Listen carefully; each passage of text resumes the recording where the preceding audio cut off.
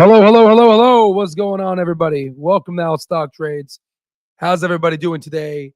All right, ladies and gentlemen, let me tell you something, okay? This move that we have today is not we're not surprised, okay? Because we've done the work, we've done the due diligence, and we know exactly what to expect. Let me give you an example, okay? So today, Clover Health is up 14.78%. Okay. 14.78. Yeah, a lot of people are commenting on the terminal, be like, weren't you just up a couple hours ago? I'm like, yeah, I don't sleep. I work 24/7, right? That that's that's what you got to do, right? So at least that's what I do, right? So it's up 14% today, okay? Yesterday, as you can see, the timeline, the time doesn't lie. May 6th, 2025 at 10:43 a.m. This is part of our stock terminal. We also integrate, not only we have our premium stock terminal, we have also third-party stock terminals as well integrated. This studies the options chain, and it gives you the next earnings report move. And it's expected to move 20%.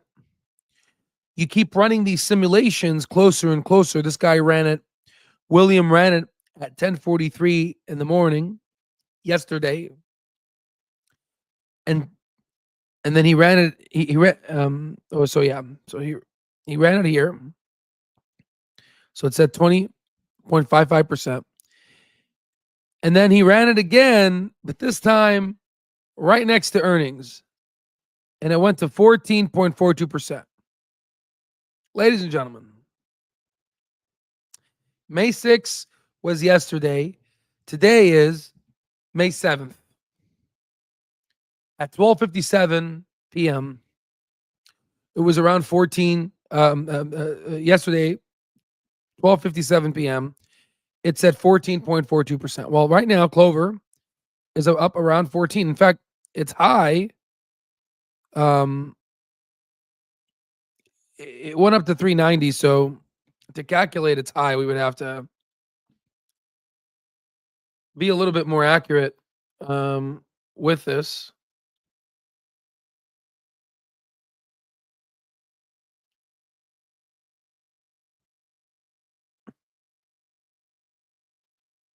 Its high was about 16.53. Right. And again, you have to also calculate that it's been hurt and squashed a little bit, right? You have the federal funds rate. I believe it's today. I'm not expecting much, right? So this video is there. There's going to be a lot of information. I have to admit, I am tired, right? I've been working hard. I'm trying to get through 2,000 pages to 3,000 pages of reading material, and go ahead and do this. So it's been pretty tough. But again, the show must go on, and we're going to do some education. Okay. So let me show you something. Okay. So I came from nothing. Okay. I have a private portfolio account, right? And I have this public one that I'm going to share with you. Okay. My private one, it includes other stock picks, and it also is co-conjointed with a savings plan where we both own 50% between me and my significant other, right? And then we both put in that one's a lot larger. Okay, so let me share with you. Let me show you. So as you can see, this is today we made about $141,000, and year to date we are up 174,000. We made the majority of it today. We made that gain a lot, and then in a year, $680,000 from that increase. $680,000. So now the portfolio is about 1.1 mil, right? and you can see the power of our software, a power of the intrinsic value calculation, right? The power that essentially we've been able to democratize and be able to give through thousands of people that have purchased the Al Stock Trades platform. So, with that said, we will be closing off our SaaS sale, as this is one of the biggest sales we have. So, for individuals that want access to our research, to our data, to our stock picks, stock terminal, all the terminals that you see here that I've designed and coded with my own hands, that was able to take me from homelessness to multimillionaire. Okay. This is a software. I started from nothing. Okay. And my job now, and what I find passion about, is being able to help patients, and then being able to come on here and be able to help you guys. And now I don't have to be here. My software can assist you. Okay. So coupon code SAAS at allstocktrades.com, lifetime access, $1,200 off. Okay. All right, ladies and gentlemen. So we're going to go ahead now and see what we can do here.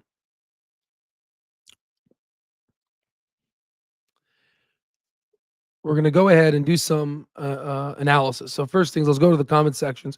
What's going on, B-Rad Cooley? Let's, LFG, can we go to the moon already? It's going to hit 4.09, 416. I'm not saying 420, okay. I understand. Clove, she's a runner. She's a track star. Al, what's a cuck? Oh, Clove. What's a cuck? What's going on, Jeffrey? Open. Yeah, we got to do a video on open. Okay, sure. So today's excellent. Dr. Patel. Institutional investors must be happy for Clove quarterly financials, as it went up after hours by 2%. Exactly. And if you were to time it, and I was watching it, it went up right when they said that they're going to have strong operational cash flow, that's why I think they were watching my live, I think, as they were presenting. Because once he said they're going to make strong OCF, I went like this. Oh, I was so excited because, that's a big deal, right? That's how you can tell how many birds are coming out of the bush. So for individuals that are part of Lifetime, we had 58 people join our Zoom call yesterday, and I've recorded it, and it's internalized within the platform. So my recommendation is watching that. There's a lot of things in there that are important for all of you to know. Okay, ladies and gentlemen, there's a lot of things in there that are important. Okay, lots of things that you need to look at. I will not say these things on here because that's the privilege of being a part of a paid, to be on the paid platform. There are other things in the Clover Health chat that I can't talk about on this channel because it's not my information to tell. And but Peter Lynch said that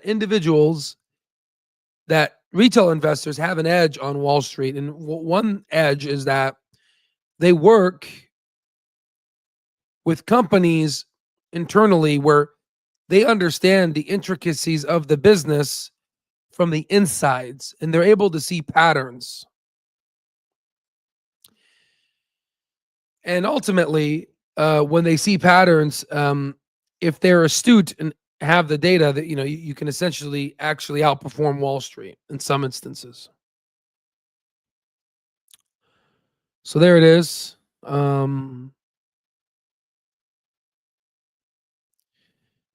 20 blades on his Impala.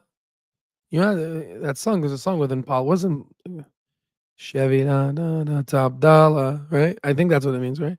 Greetings to all, and I would like to tell you that Clover is preparing to launch the moon. Excellent. I agree with you.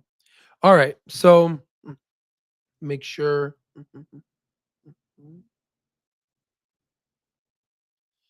So now let me just go ahead and because we're gonna go deep, guys. This is and kind of bear with me because we're gonna have the Excel spreadsheet. We're gonna go really deep on this. One moment. Let me go ahead and get a turn on the fan. It's really hot.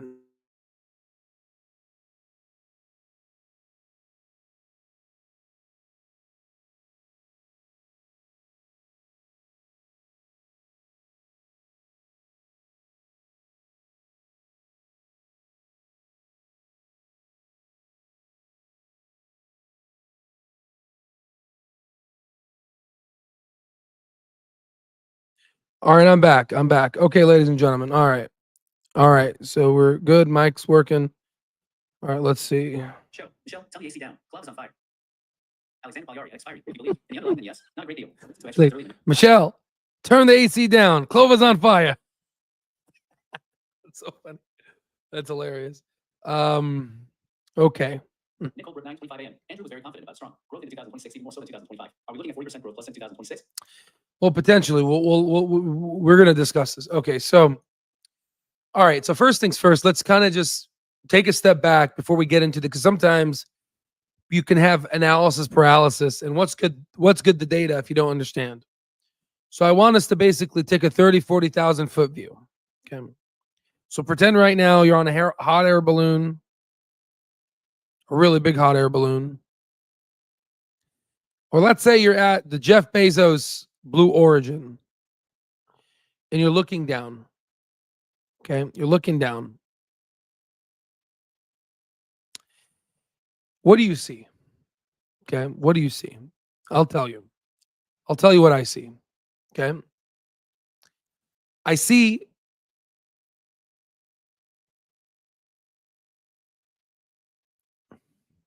the past 3-4 months.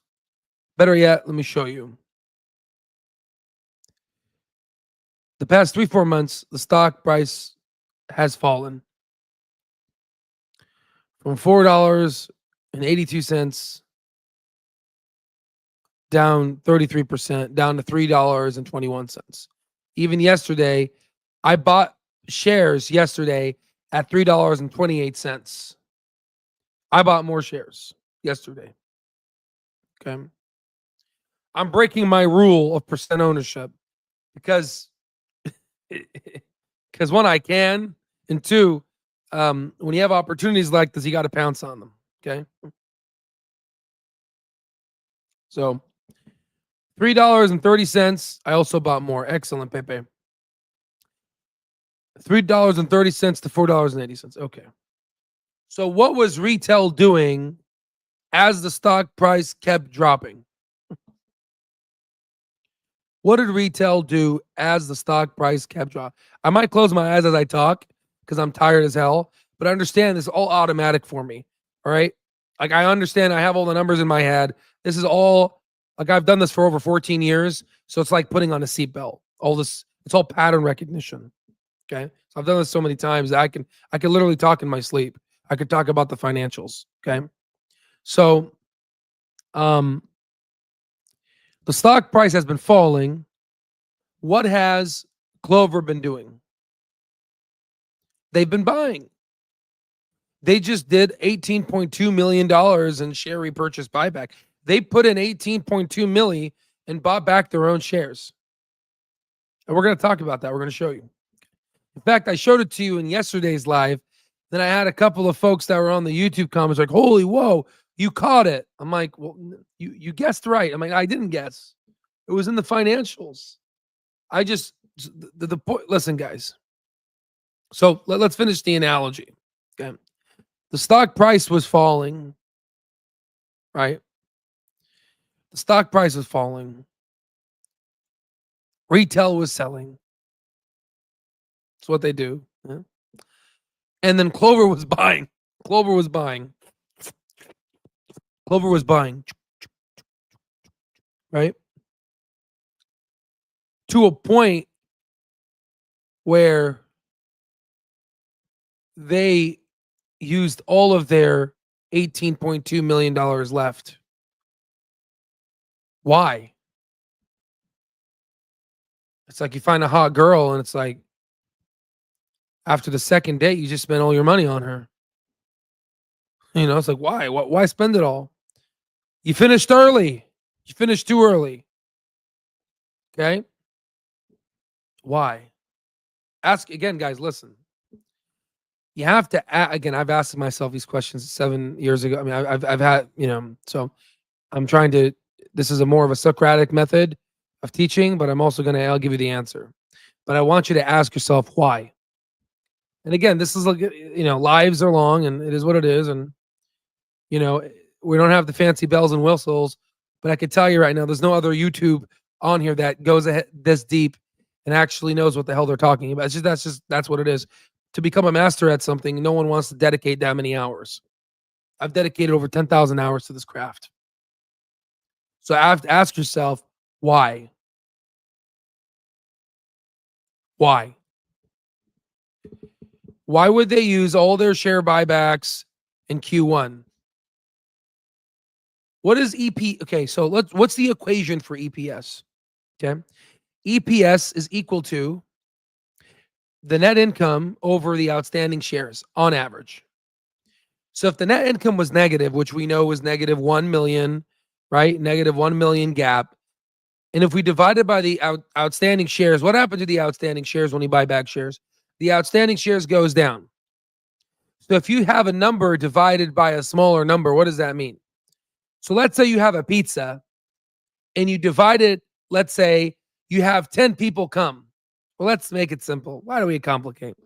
You have a whole pizza and let's say 5 of your buddies come. So you can divide the pizza in 5 segments, right? 5 segments and each person gets a pizza. That's good. We can survive, we can have a good time. What happens if, instead of 5 people come to your party, only 2 people come? It's 1 divided by 2. So what happens? You split the pizza in half. So you get half and I get half. So do we get more of the pizza if it's versus 5 people? Of course. Of course we're going to get more pizza. We're going to get half of a freaking pizza. Okay? So they get half of the pizza. Okay. So if you so I'm getting some answers here. Okay. So we're gonna go over all these. Good job. We actually signaled the hymns a couple days ago on the Discord server, and we actually talked about it on November near Thanksgiving because it's Thanksgiving and I talk stocks because that's what I love, right? So, yeah, I do. I compute the values in my dude. My girl, man, she tells me, she's like, all you do is talk about stocks. You can't. Don't bring it home. I'm like, I can't. I love what I do. I love what I do. Okay. Let's see the answers to the question. CLOV buying up here, so I don't have to bend down to this mic. This one I have to keep my eyes open because I don't know how this works. Oh God, let's see how it got big. You just got longer. Okay. It's a new mic. I don't know how to use it. All right, is that better, guys? Okay, that's better. Okay. So I have to bend down like that. Okay. So CLOV buying up also drops share dilution, which is good for the float and could help more explosive move. Okay, there's one thought. In a year, we will wish we could buy under 4 again, possibly next quarter. Excellent. You get warmer. Al stock trades. They also bought because they think this is the lowest the share price will be. So they bought back the most shares per dollar spent. So that sounds about right. but let's go deeper because it's always room to go deeper. Okay. So how do you calculate EPS? Again, I said it. It's net income divided by outstanding shares on average. Okay. So the net income was negative. Okay. So if you buy back more shares, it decreases outstanding. So what happens to EPS? Does it go up or down when you buy shares? Can someone answer it in the chat? Please answer because I'm tired, guys. I'm here trying to teach. Help me out. You buy back shares. What happens to EPS?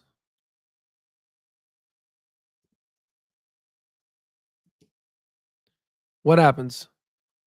It goes up. Good job.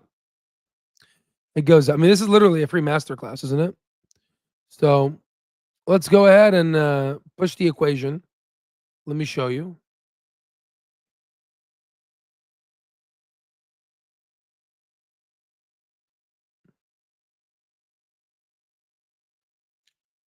So here's the equation. Earnings per share is equal to net income. Forget preferred dividends. Just forget that for right now. Forget that for right now. Okay. So let's make it simple. Net income over shares, all these shares. So if this goes down, remember back in your math days, this goes up. You're right. But what happens if net income was negative? If net income is negative, what happens to earnings per share? Does it become better or worse? Answer the question.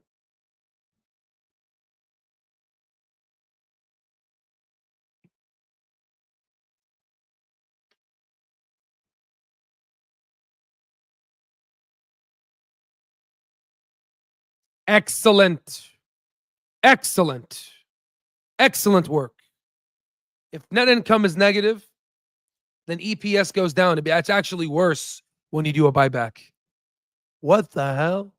You're telling me buybacks make the earnings per share worse? It makes it worse. When positive operating expenses, it goes up. The net positive is negative. It exacerbates the problem. It drives further down. Goes down. Worse, worse, worse. No. It's wrong. It's worse. Right? Because you're taking a negative number, which is bad, and you're bringing down the outstanding shares, which means you get more of the pizza. So you get more of the bullshit. Okay? Which we don't want. So ask yourselves now. Now we know we have the equation. It's fresh in our minds. Ask yourselves. We need this to be interactive, okay? Because there's people on here that they're just gonna learn, or if you're like Ape, you're gonna have the iPad on your chest and snore, right? We got to make this interactive so people can learn. Okay. So last year, 2024, which quarter was positive? Last year, which quarter was positive in net income? Tell me. Which quarter? Exactly. Q2 was positive last quarter in 2024. Excellent. Q2. There he is. There he is, huh? All right. So there, Q2. Excellent. And for folks that don't know, I get it. This information is hard. Go here, you go CLOV. Quarterly. This is our stock terminal that we have. I created. I love every bit of it. You have net income, positive 7.41. So yes, that is correct. Now I'm going to ask you a second question. Second question. When did they do the share buyback? last year in 2024? When did they do the share buyback? Which quarter? Which quarter?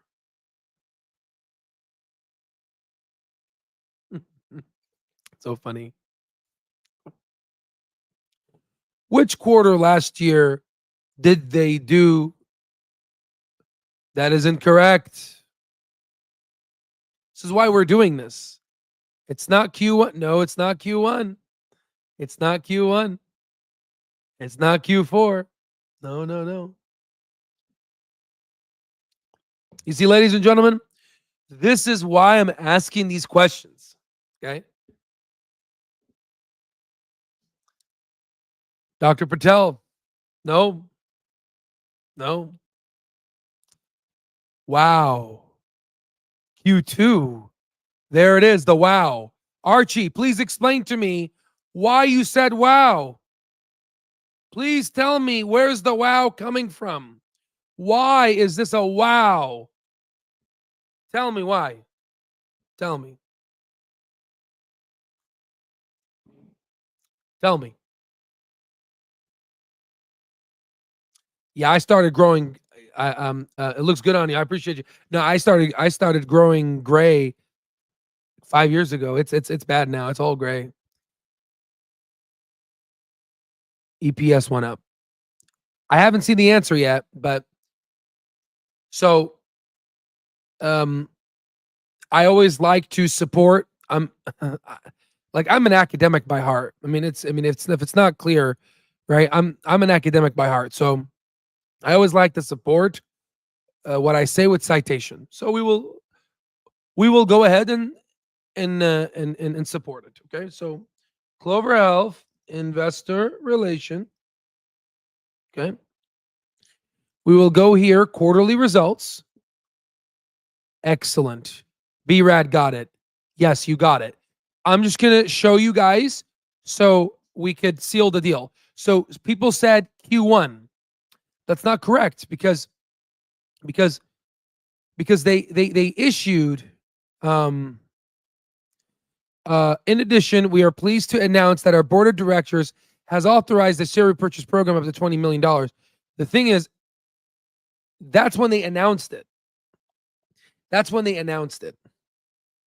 But they didn't do it.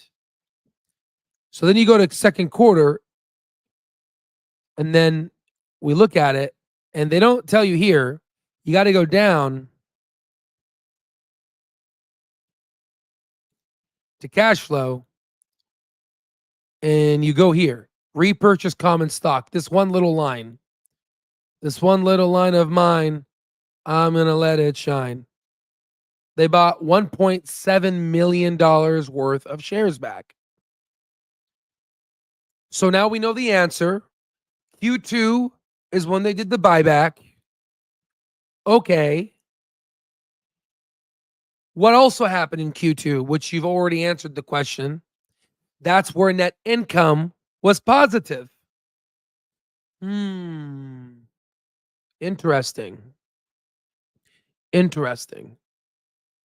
So why did they buy back shares in Q2 specifically?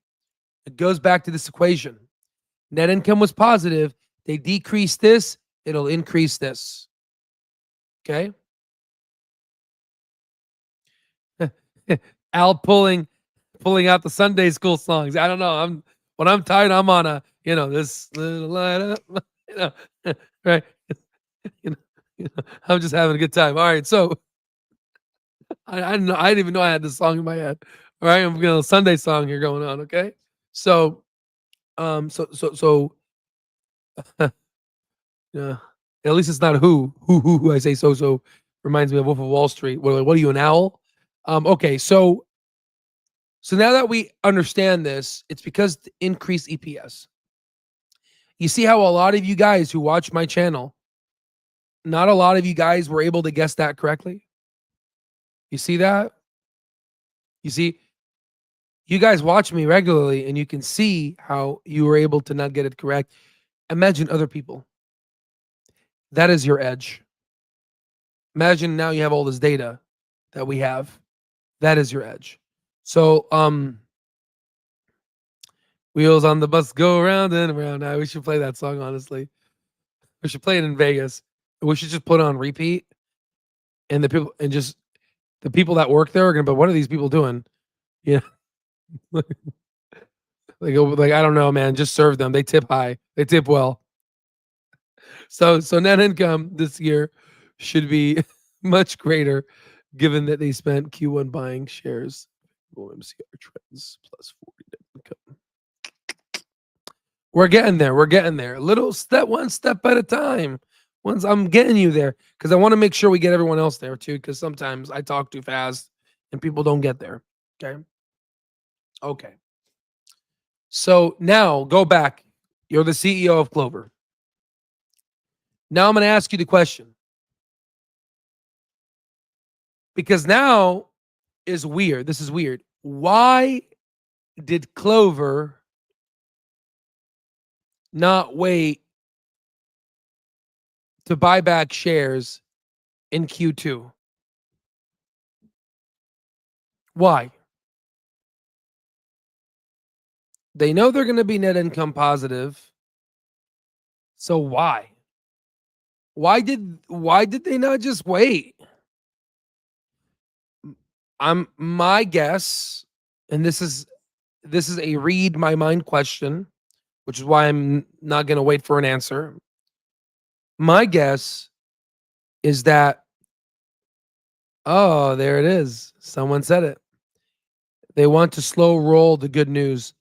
Something big is coming. You got it. Something big is coming. That is why. Okay? That's it. Something's big is coming. Why buy all the shares now when if you just wait it out and artificially increase EPS, make yourself look good? Well, because it's a combination of what John Baxter said in the beginning and this beautiful academic thought exercise that honestly is better than academic because it's academic's theoretical, more of a practical exercise that we can do on a publicly traded company. You could basically see for yourself. Okay? You could see something's big is coming. They know that the stock price most likely is probably not going to be in the range at $3 or whatever because it's probably going to be higher, which is why I told you yesterday. I said, oh, by the way, I increased my price target. Sorry, I should have said that in the beginning of the video. I haven't slept. And I'm going to show you. I increased my price target to $7.25. Okay, in the next 12 to 18 months. I think in the next 12 months, but they have to be operational cash flow positive. We'll see if that is met. Okay. All right. So there's that. Another thing here, let me just kind of knock these out of the ballpark real quick. Corporate insider velocity. A lot of insiders are buying back their own stock. This usually signals bottoms. Not a lot of signals in the past 10 years, just 1, 2, 3, 4, 5, and they are all near bottoms. 2 months out, 3 months out, 6 months out, 1 year out. We're all in the positive, ladies and gentlemen. So, we're going to make a lot of money. Okay. Also, big thing here, 2-year treasuries going down, meaning that the federal funds rate are going to have to cut. So we're going to be cutting in the next 3 to 6 months, just like how in the beginning, in the 4th of the month in July 2021, the 2 years started going up, and Palantir didn't fall until later. But if you would have known this, you would have known to probably start selling your position or, watch and wait for Palantir to figure out what it's going to do. And then it fell down to $6 as it cut. Well, now these things are falling, and that's why now the federal funds rate is going to start decreasing, which is why Secretary Besson, who's very smart, was saying that the Fed probably needs to cut now because that's what the 2 years is saying. And the 2 years always prognostic of the federal funds rate, right? So does it make sense? All right. I'll give you an example for all my medical folks. D-dimer is a shit test. Maybe if you have a D-dimer of over 1,000, the likelihood ratio is over 1 due to the level of concentration of the D-dimer, right? But then you have other tests that are really good. For example, troponins being high, right? A little bit more specific, right? Like really good tests. This is a real. This is a really good graph. All right. So there's that. Let me think. Because I have no script. I'm trying to think like what's the most next thing beneficial for you guys. And I hope that you guys enjoy this YouTube channel. I hope that you guys. I mean, I hope that you see. I'm tired of the poor getting poor. I hope that you see that I'm just because you got retail investors, and I think they're ignorant because being ignorant is okay. That's why they say ignorance is bliss. I'm ignorant in some things. Like yesterday about the British, I was ignorant about the British. I thought the British, because I've never been there, right? Because Americans, we don't travel much, and you guys know my past. I just started becoming wealthy, so in terms of like using my wealth for good and using my wealth strongly. You have to understand there's like you might mention some movies and you're like what, you don't know this movie, Al? Well, yeah, well, you guys have to understand when you watch those movies when you're in high school. I was homeless, right? I didn't so I have to play catch up, right? So there's some things I don't really understand yet, like travel. I don't know a lot of places because I was dealing with survival at the time, right? But now that's over, that's behind me. But the big thing is ignorance is bliss. But this is where I get pissed off, okay, or annoyed, is when I talk to someone and I try to give them the data, right? But yet they go ahead and they just they don't listen. Clover Dog, if you're watching, right? I think of you right now when what I'm thinking about this, right? Stocks only go up if insiders buy. What? And again, we try to none of my education you're not going to talk to me and convince me otherwise. I'm like, well, that's just complete dumb. That's just being dumb, right? That's being dumb. Okay. Um,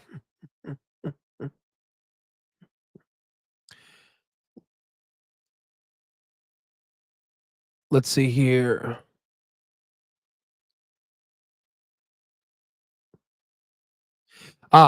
D-dimer is only good if negative. Yeah, exactly. Yeah. And then, so there's a paper that was published. It was a really fun paper. I really like it. It showed about that concentration of D-dimer. Dr. Fleikenheimer actually published this. I really like this one. So if you look at D-dimer, and this was her study that she did. So I think it was a single institution study. But what it found is if you look at the likelihood ratio, if the D-dimer is under 1,000, then it's highly unlikely it's it's like a clot.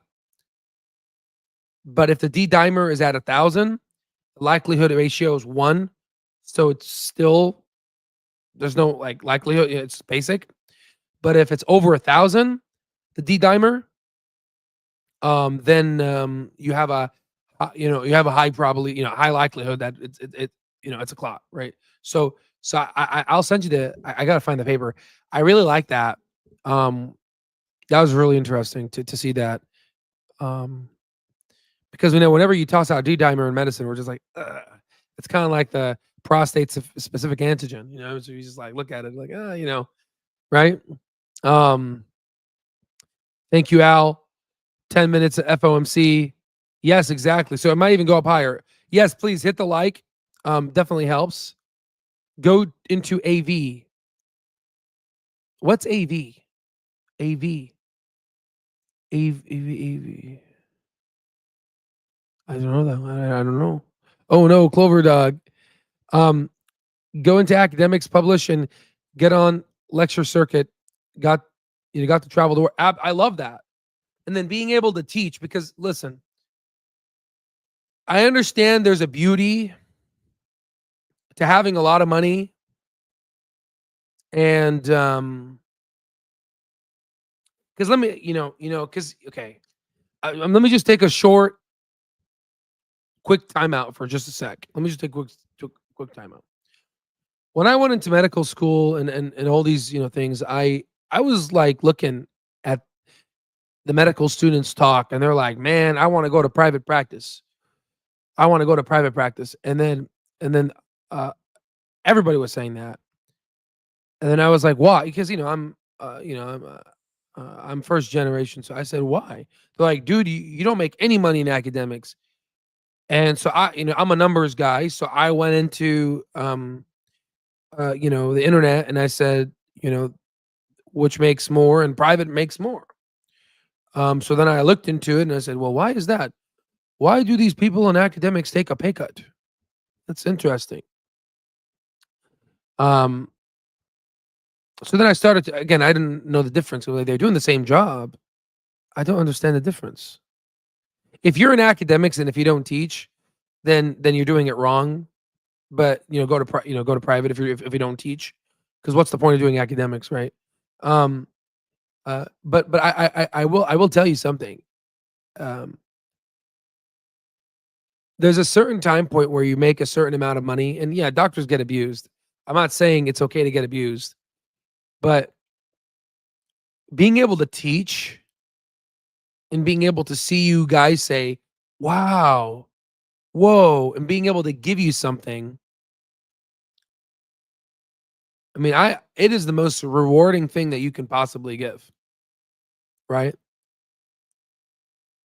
To a point where that pay cut, in my opinion, is worth it, because being able to see someone's growth, and it's just, I don't know. There's not really words to describe. It's almost like, I'm not, calling you guys babies, but it's almost like seeing a baby grow. I don't have kids, but it's just like I just think of my dogs, but it's a bad example. Just think of your kids. You taught them, you raised them, and all of a sudden they're doing these extraordinary things. Then they're doing it better than you. You're like, holy shit, this is rewarding. That's how teaching feels like. Like when I went to Miami or Cancun, when I talked to you guys and be able to teach you, it's very rewarding. It feels good. Um, there's a beauty in academics. Sadly, people they take advantage of this. Feel they take advantage. The hospital systems take advantage of this altruism. It sucks, but it's fine. But there is a beauty to it, because money's not everything. Luckily, in terms of money, I don't have to worry because I know business, right? But it's very interesting. There's something to teaching. It's very spiritual. It's just, there's something. I wish I could take a master class in the art and spirituality of teaching. I mean, it would be very interesting. But again, I don't want to get too esoteric. All right, so yeah, that's a false insider. Never buy PLTR. What's different? Yo, just got here. Why you so handsome? Oh, John. Well, thank you. Ignorance is the mindset of someone who has the capacity to learn but thinks they know better. And that's true. That can be that too. There's another one there. But if you're presented the information, then if you still don't listen, you got a problem. Fed's going to cut? I don't think so. If they cut, then the whole market's about to explode. There's no way they're going to cut. I don't think they're going to cut. But if they do, that's going to be something else. That's going to be very interesting. I don't agree. I don't think so. But if they do, then this shit's gonna pump. um, Let me see here. Quality of life is way better in academics than private. Well, there's another thing too, I guess, right? There it is, quality of life. And then being able to teach the next generation, being able to teach and watch them come in with no knowledge and watch them start saving lives. Holy shit, right? That's such a beautiful, it's very beautiful, right? Um, what's that, brother? Brother Eel, is that what it is? You an old soul, I think. Man, I mean, I was born in the '90s, but I get what you're saying. Old soul, new soul. Yeah, I don't understand why people are the way they are, but it's just, I'm happy they are people like this that love to teach, because without academics, you really can't have the system work. So I've seen light bulb and heads come out. That's very gratifying. Making money feels better up to a point, I guess. It does, because after you make a certain amount, you got to look for something else. Clover will be going up, going for a long time. Don't be afraid to add as finances allow. Yeah, that's pretty much what I'm doing. I agree. So one more thing before we get into the Excel spreadsheet. Kate Bramett, she works with Clover. She said, excited to announce a new opportunity at Clover Health Sales Solution Architect. Well, that's a nice name. This pivotal role, by the way, Katie, appreciate your, very beautiful, very beautiful. The pivotal role represents Counterpart Health, a Clover subsidiary, as as we expand our customer reach nationwide. Just very beautiful, elegant, to the point. Big word here, nationwide. Okay. What is being nationwide? Counterpart. Okay. So there's something coming. So I appreciate you, Kate. You're the best. Love you a lot. To the point. Excellent work, right? Software sales. Who knows? Sales of what? Counterpart. Isn't that their SaaS? Yeah. Where? Nationwide. Got it. That's all you got to say. Beautiful. Excellent work, Kate. They got a wonderful team there. God bless their heart. Wonderful team. All in helping patients. And it's just beautiful. Good people. All right. Exactly. Many integration requirements. And that's what they're going to be focusing on. Thank you, Mike. You're absolutely correct. I agree. So now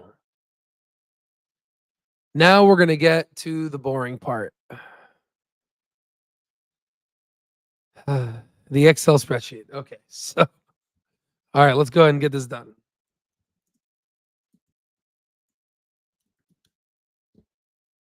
All right.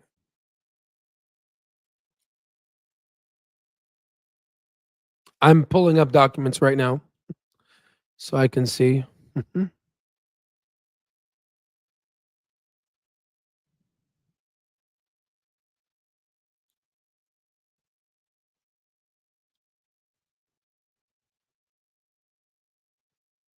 Okay.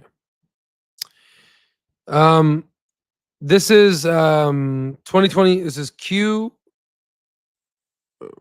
So this is going to be reporting.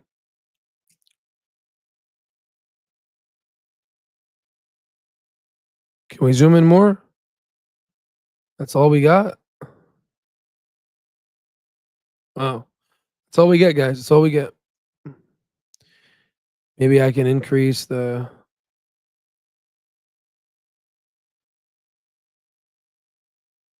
That's all we get.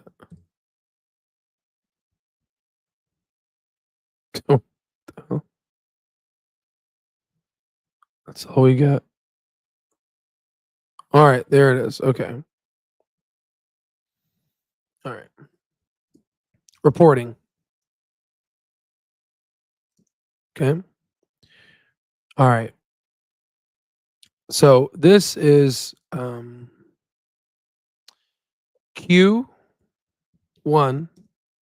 2025. Okay. What we're going to do now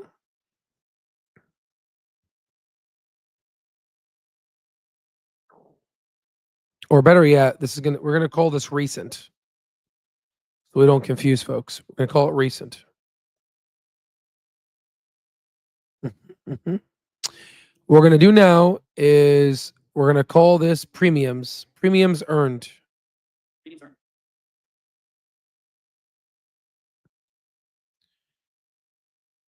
$456,906. We're going to put it there. And here we're going to say Q1. Let's just remove recent. Q1 2025.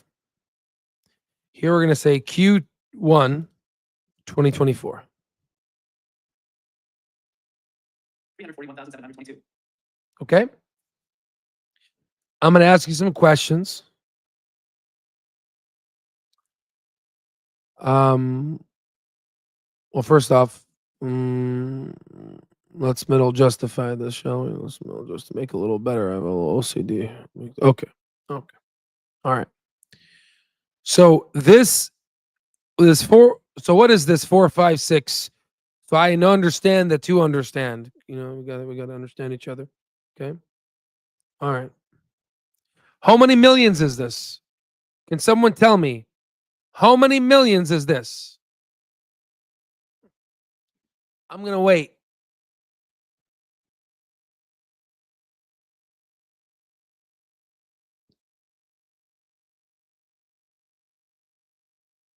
Good.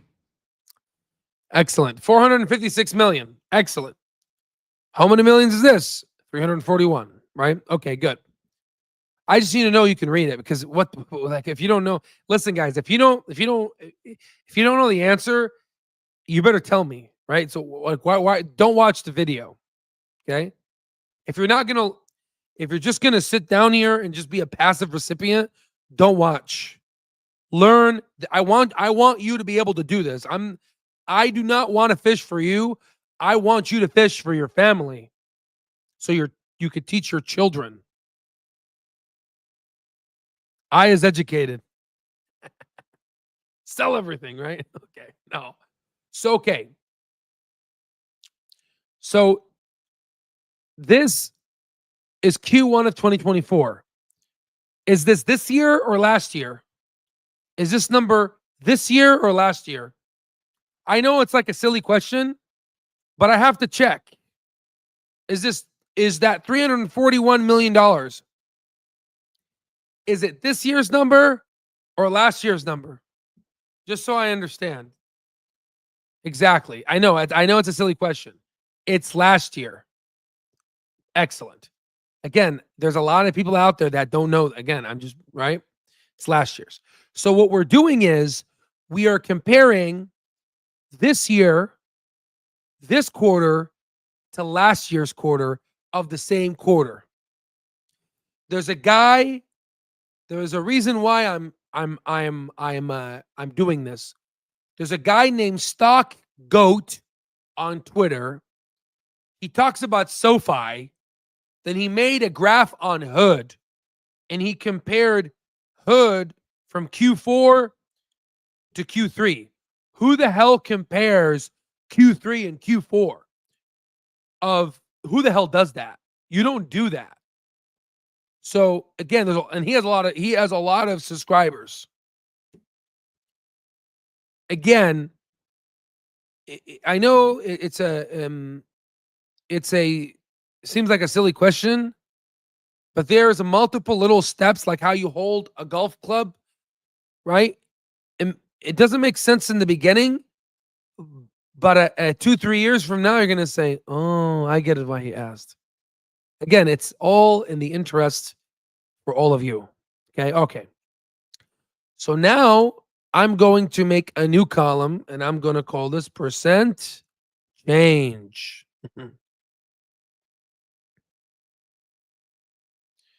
Okay. Stock good also SoFi 7. You compare apples to apples, one quarter at a time. Absolutely. I like SoFi. Damn, some geniuses out there. Excellent. So good. We're already starting to see it. All right, good. So we say equals, and we say the new minus the old divided by what? The old. Right? Then I'm just gonna just ignore this here. I'm going to put wait. Here.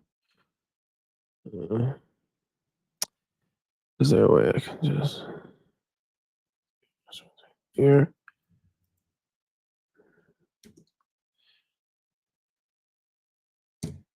There. Okay. I'm like, what the hell? I'm like, well, this is something else. Oh, that's weird. Okay, that makes sense. Okay, so I had to put a parenthesis. The parentheses. So then we're going to convert this in a percent.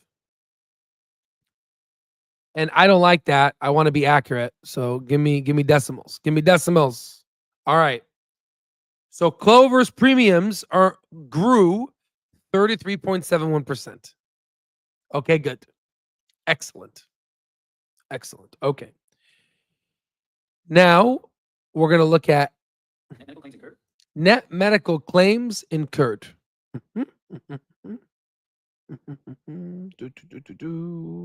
353,442. 353 million this year. 265,162.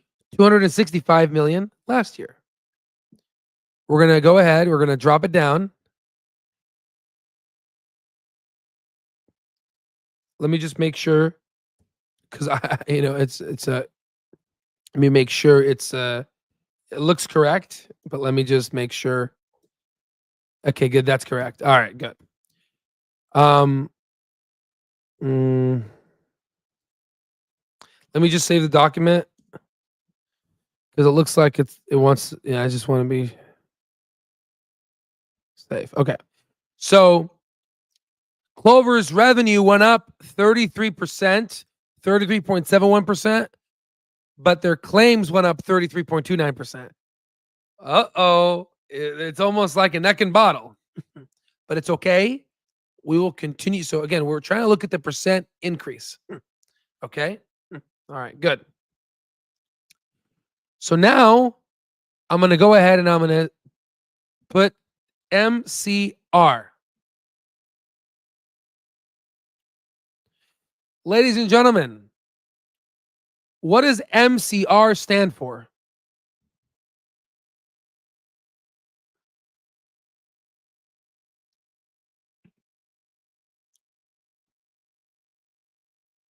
Exactly. We're gonna get you got it. Yeah. So what does MCR stand for? We've been talking about it for a long time. Medical cost ratio.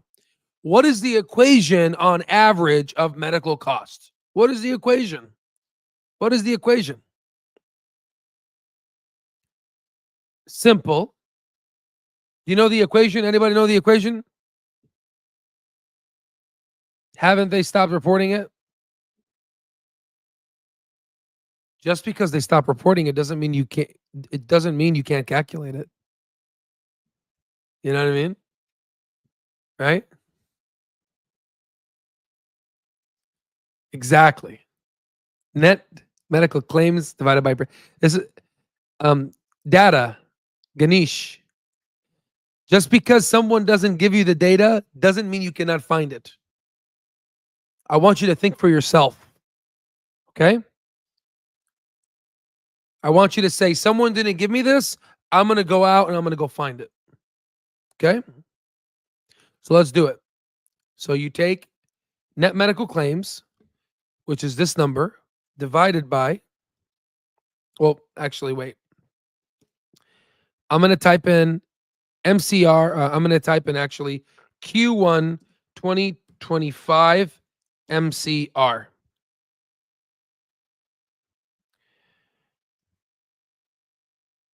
And here I'm going to type 2024.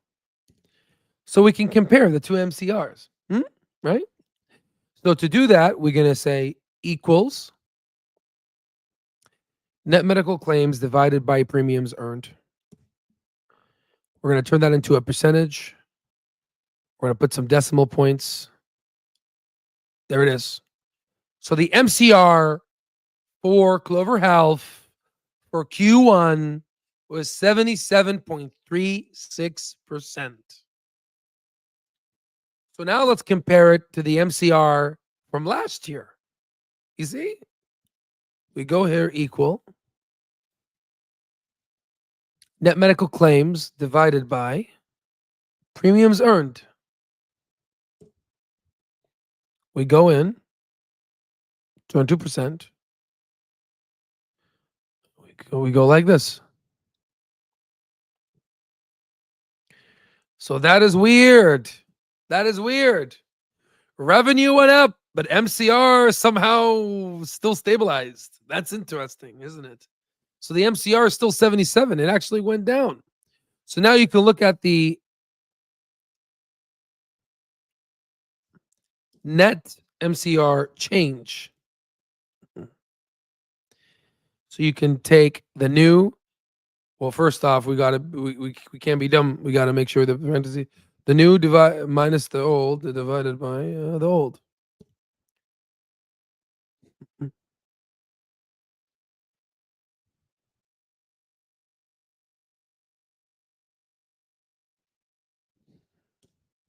I get it's a percentage. The point is, it went down. That's fine. We'll do that one later. It's fine. Okay, there it is. Damn. Counterpart works. Weird concept. Okay. So, okay. Let's take a break. We're getting excited. You're starting to see what I'm doing. Good. Okay. Okay. So now, okay. So you guys thought that it was just intrinsic value. This is why there's a beauty to our platform when we, we have a lot of people come in and that's why I said the platform is going to end up going up to 7 to 10 grand, right? Because that's the data is expensive and the time that it takes is a lot. Okay.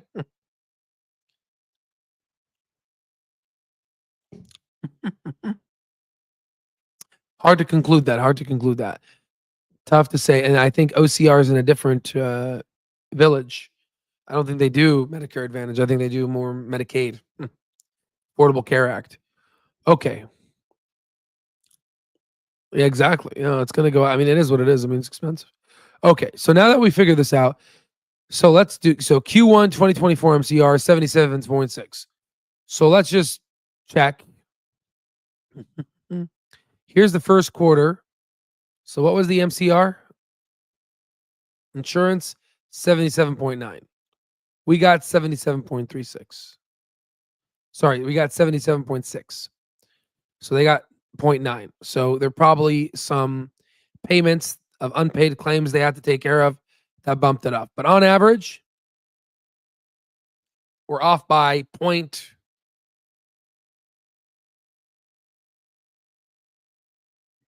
We're up by 0.3. Whatever. Okay. That's fine. It's based off of the numbers they gave us.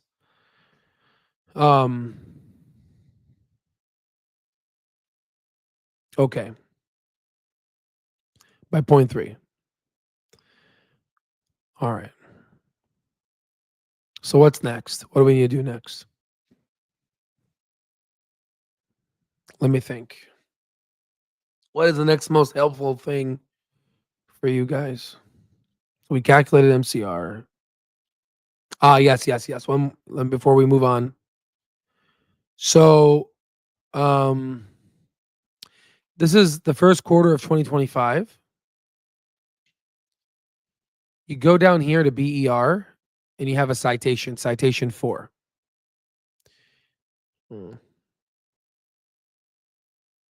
Whatever, that's fine.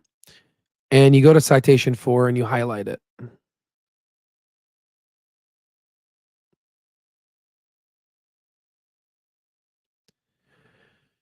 So, it says, BER actually,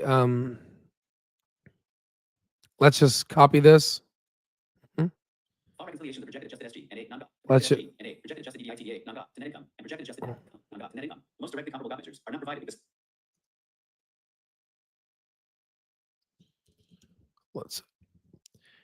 Please go ahead and summarize this in one sentence. And I'll tell you if it's correct.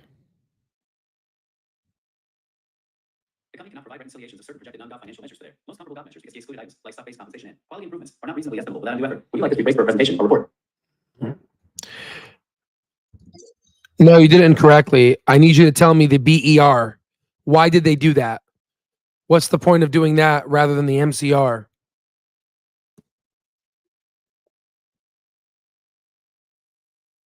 So you can read this whole thing. It says it right here. It's because of the quality improvements. Okay, so let's read it. They reported BER, benefit expense ratio, instead of MCR because BER includes quality improvement expenses, while MCR typically excludes them. These quality improvement costs are significant in managed care and value-based insurance models. So you know what I think? So their MCR is lower than their BER. Okay. So that's weird, huh? Their MCR is lower than their BER. So other people's MCRs are incredibly high, so imagine their BER is even more terrible. So why are they using BER? Well, there's a rule that says MCR can be X, Y, and Z, right? There's a rule that says MCR can't be higher than 80. Okay. Sorry, can't be lower than 80. So they're breaking that rule. They're breaking the MCR. They're at 77. So why are they at 77? Why isn't the government coming down with a hammer and saying, I'm mad at you? Right? Under the Affordable Care Act, Clover must spend 80 to 85% of claims premium on claims. So what the hell is going on here? Why are they not doing that? Why are they not doing that? Well, according to the BER says they're at 86, which is over 85. Sometimes they refund the difference. So that's the question I want to know.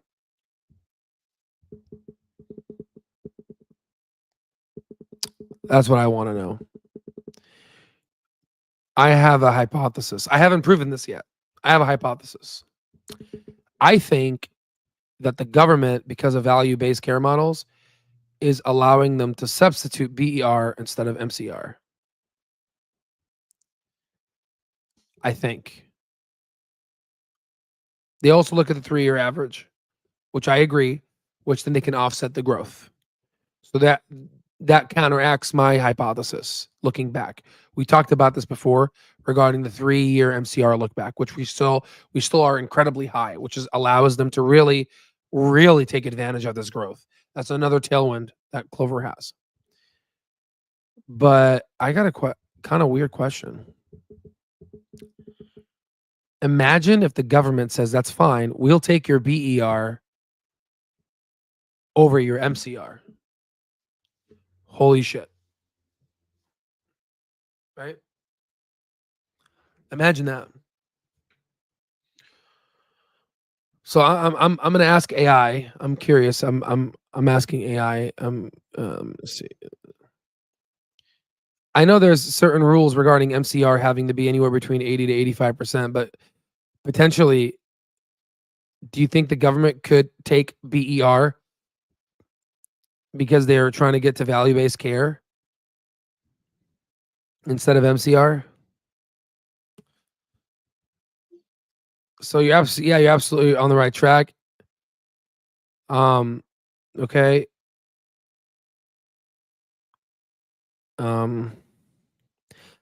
Again, as of now, it's a no. They take MCR. But what happens if they take BER? They need to change the rules. Exactly.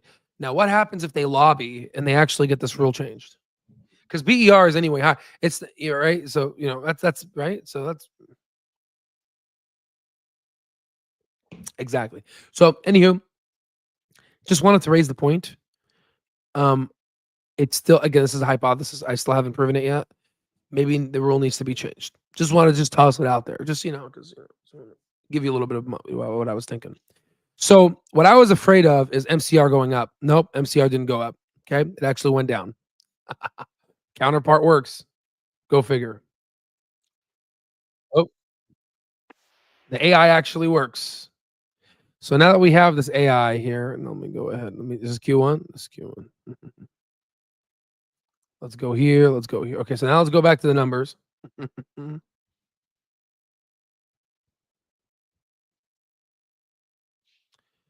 Now we're going to go on the next line. Salaries and benefits. Salaries and benefits. 59,022. 59 million. 59,223. It went down. So now we could see if we can make a change here. The new minus the old divided by the old. This is a percent decrease.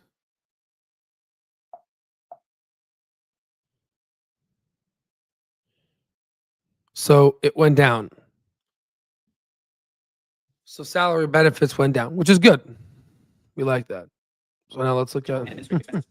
general administrative expenses. 50,675. 44,569. See, I'm going a little faster now because I've already showed you how I'm doing this. So hopefully you remember. Okay. It went up 13%. So general administrative expenses went up 13%. Depreciation. Depreciation and amortization. Amortization. 466. 318.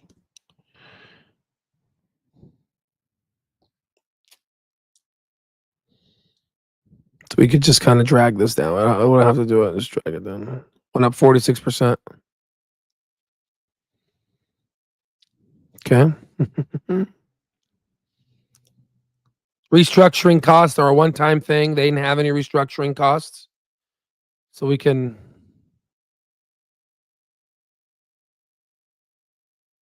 remove that.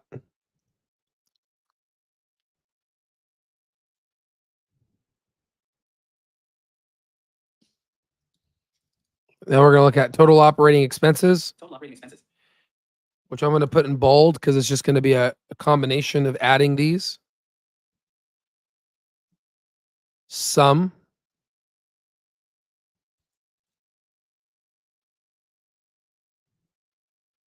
Oh, wait. Hello. I added the revenue. Rookie mistake. Sorry, guys. I added the revenue. We got that.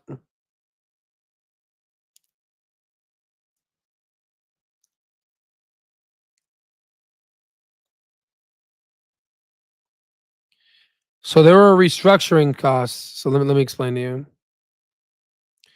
So there were restructuring costs here. Okay. Restructuring costs.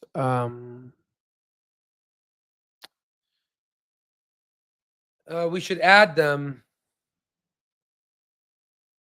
because they reached, so well, that's assuming they were going to get it. So what I'm going to do right now is what I'm going to do is I'm not going to, so the total operating expenses for Q1 2024, I'm going to put an asterisk here. I'm going to purposely make it incorrect. I'm not going to include the restructuring costs because I don't want the improvement.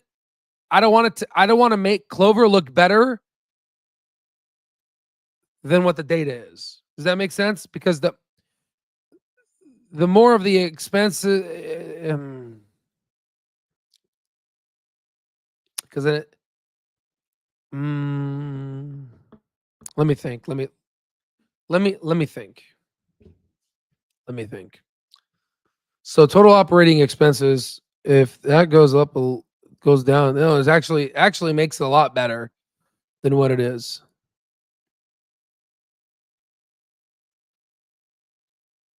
Because it shows the expenses.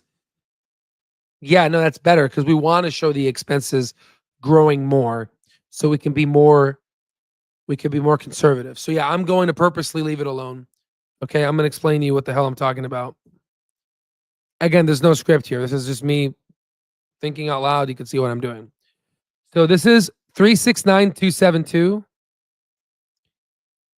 right? 369,625. I said 3,272. I made it lower because I removed this. I kicked this off. Okay, because that yeah, I don't want to do that. So that by doing this now, I want to see what the total expenses increase. So expenses all together increased by 25%. Okay. And they were able to just make some changes here. Now, I don't care about this, to be honest with you. I'm going to end up doing these expenses.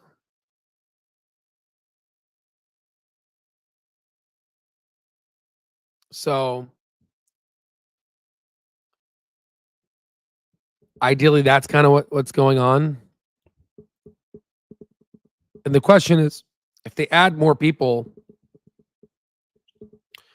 I mean, honestly, these changes are not that much. So, I mean, they're like nominal changes. But I would want this to be 0. But yeah, I think that's pretty good. That's fine. Okay. So now we're gonna say net income. Okay. And net income is a bit interesting. They were negative 1274. So negative 1.2 million.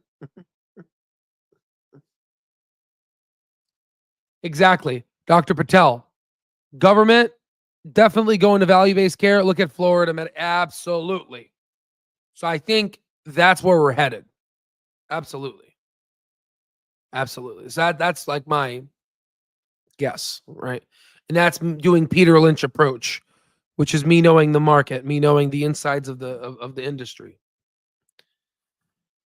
As you know, I'm a medical student, right? So, all right. So, and Dr. Patel is a physician. All right. Net income though for Q1 was negative 19 million. But here's the problem. Look at this. Here's the problem. They had about 467,000 in loss in investment. So they lost money on an investment. Maybe they bought AMC. I'm kidding. I'm joking. But they did lose something. They lost on an investment. And they also got net income from discontinued operations. So about $4 million. $4 million was essentially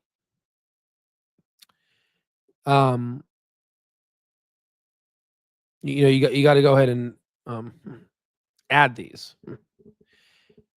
Altogether, their net loss was 19.1 million. The problem is the higher this number, the better Clover looks at improving. I want to be able to project this out to next year. So I'm going to remove the 4,467,000. So I'm going to go here and I'm going to go on the side and I'm just going to put this here. I'm going to say, okay, so I'm going to go here and I'm going to do some kind of magic here. Now it's not magic. It's just math. I'm going to go, Jesus. I'm going to go 19,170. Okay. That's the negative, right?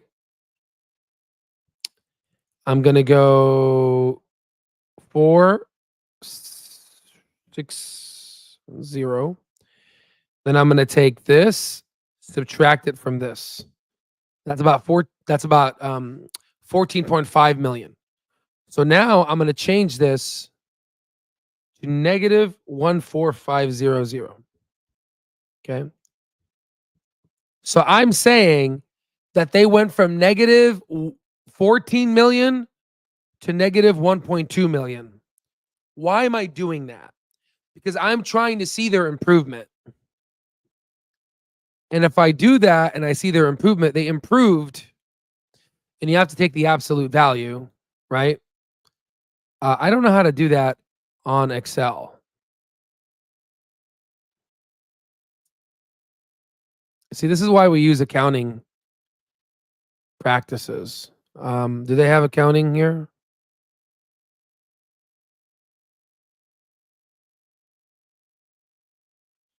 Yeah. Well, just because it's YouTube, we'll just make the negative. It's fine. We won't do it accounting. But to make it more accurate, we'll take a negative 1, and we'll take this, and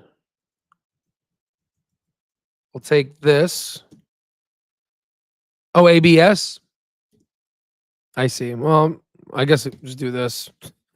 Do it the long way. Do it the broke way. That's a lot better. ABS function. Yeah, sorry guys, I don't really use Excel a lot. Thank you. ABS function, right? Yeah, I did it the poor man's way, right? The elementary school way. Like, -1. I just took, yeah, that works too. Yeah, just you got to do what you got to work with, you know? Okay. All right. So there's that, right? So let me go ahead now and let me do this number. So why did I do that? Whoa, what the hell is that? Why the what the hell? Negative. Okay. Why did I do that? So now I'm going to tell you why. Let me go show you the math. Look at what the fuck? That's fine. Look at the improvement. Look at the improvement.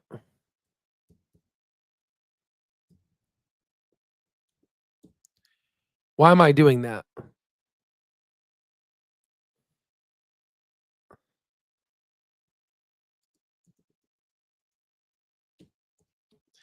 I love you guys a lot, man. This is so tedious. This is so tedious, guys. All right. So why did I do that? Yeah, and yeah. Why did I do that? Why did I remove the 4 million? Because instead of a 93.35% improvement, it's actually a 91.21. Because that net income from discontinued operations and loss in investment, that's a one-time loss they did. So it'll make them look better. Okay. So I removed that so I can actually, the improvement's not that high. Again, it's not that high by 2%. Is it really going to matter? Not really. But again, I want to be just close to truth as I can, you know? Okay. So now that we have that, now we have this. Okay. So now we know all the numbers. That's it. You know all the numbers. Okay. Have a nice day, guys. I'm just kidding, right? No, we still have more to go. Right? I'm like, okay, that's that. Have a nice day, guys. That's it. Like, what? There's more. There's more. There's always more. So now, why? So why the hell do we do all this? Right? It's not because we're crazy, right? It's because there's something else. So now we're gonna go ahead and we're gonna insert another row. We're gonna make it a little small, right? And now we're gonna say projected, projected Q1 2026. Look at that. Projected Q1 2026. So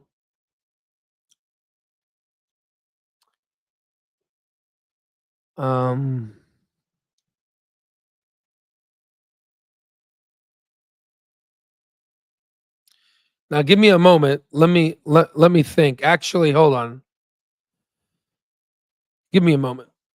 Let me do some let me do some let me make some chicken shawarma right now. Let me think. Let me cook. I'm cooking in my mind. Al, you have a crystal ball? Well, that's what I'm trying to do right now. I'm trying to get my crystal ball out.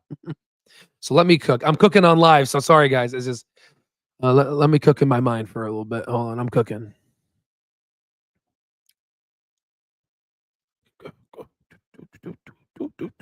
Boom, boom, boom, boom. Yeah, I feel you. I see what I see. Okay, okay. Okay. When I think, it's kind of funny. Like I think so. Like, well, kind of like talk to myself.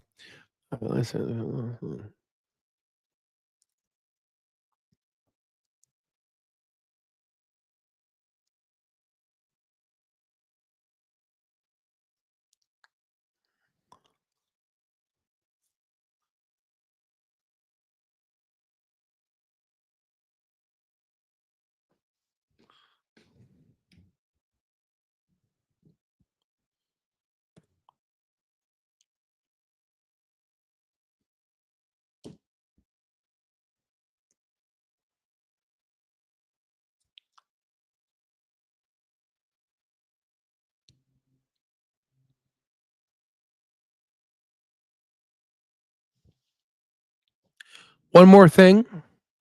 One more thing. No. I'm not adding the 4 stars. They don't need it. I'm not adding the increase in effective rate for now. I will add it after.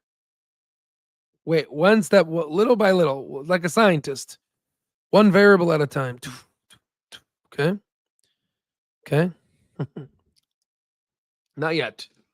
No. We will. But just so I want to see, can they make it? Can they make it to profit? Okay, listen. For the guys that haven't realized it yet, what John is alluding to, I'm trying to see if they're going to be profitable next year. Okay, so that's what we're trying to do. But let me add one more line. Nope, that's not. Sorry. Let me add one more stinking line. It's other income. 5,425. We'll put it here. 5,200. We'll put it here. We'll drag this here. So other income increased by 4.33%. Could that be the counterpart assistant? I don't know. I don't think that the 5.2 is other income. I think whatever that $200,000 is probably from counterpart. So we'll add that there because there is an important line here. And we're just going to add one more line. Now you're like, man, this guy's, yeah, this gets complicated, but not really. So we're just going to add the sum of these revenues now. And we're going to add the sum of these revenues now here. Okay, we're just going to sum that up. And this, again, this is total revenue, which is, like this, right? So what we're going to do now, just so you understand, this is total revenues, right? So if you take total revenue, subtract it from total operating expenses, we go here minus here, you get 1274. Where's that? 1274? Is that the same number? What? What? Oh, that's the same number we got there. Yes, ladies and gentlemen. Okay? That's how you do it. Okay? Now you may ask yourself, what's the biggest super chat I got? I honestly, I don't know. I forget, but I don't want to. I remember, but it's pretty high. I'm not going to say it. My recommendation is take that money and give it to the charity of your pleasing. Okay, because I have a lot of money, man. I'm very no say 10K. No. I'm okay, right? My biggest gift you can give me is learn this, and then give it what you're going to give to charity. Okay.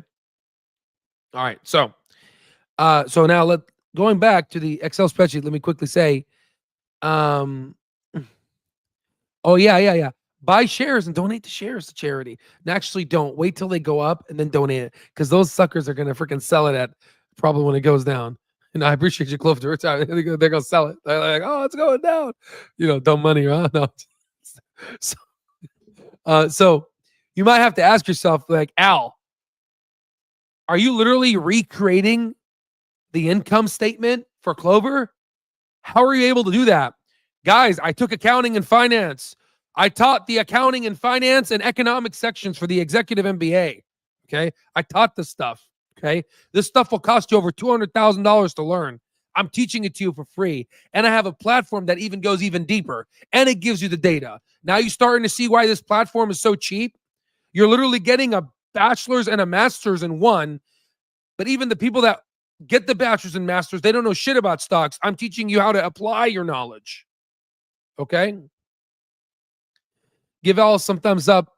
Lots of free homework he's doing for us. Exactly. Yeah, exactly. Yeah.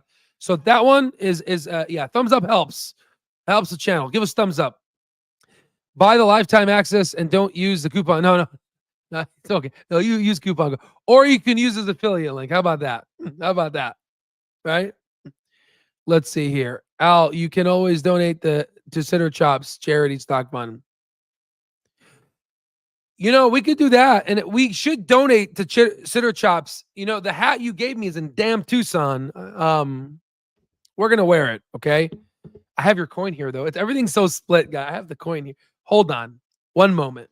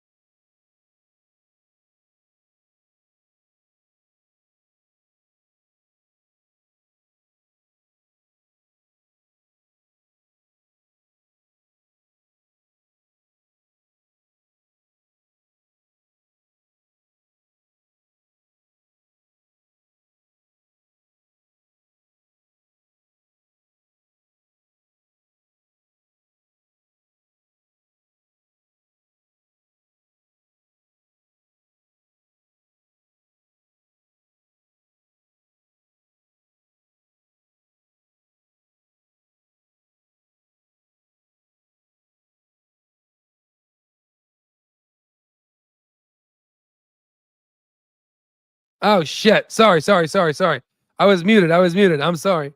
Okay. So Sitter Chop sent me this. The hat is in Tucson.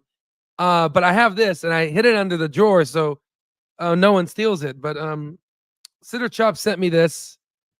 It's a copper coin with a bull, and then and then on the back it's fine copper, and on the back is a bear. This is very powerful. I flipped it in February, and it showed it was a bear, and the stock market went up. So I'm gonna flip it right now. I'm gonna see what we get, guys. Okay, are you ready? Let's see. I don't want to drop it. Oh, we got a bull. Oh shit, we got a bull, guys. We got a bull. Let's see. Thanks. You are the most honest live streamer. I have 30K open stock, 20K lucid, and 1K MD. Is that so? What we can do is we can make videos on those because these are good videos to make on those things. But we'll do intrinsic value calculation. And this is the biggest thing, right?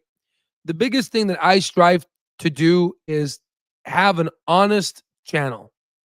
Pure data, no opinions, just numbers, just the freaking numbers, right? No hype, just the numbers. That's all it is. We have a good time together. Gunslinger's in the house. Where's Gunslinger at? Did I miss his oh, there it is. Gunslinger. Sorry. Yeah. It's not Sitter Chops, Al. It's Critters. Oh, like Critter Chops. I said Sitter Chops. It's like B-Rad Cooley. I got to get back. Peace. I appreciate you, Master. Let's see here. Alligator, hot corn. Wait, this is an alligator? No. It's a bull. Okay, I'm gonna say, like, I know I haven't slept, but I can recognize a bull, you know?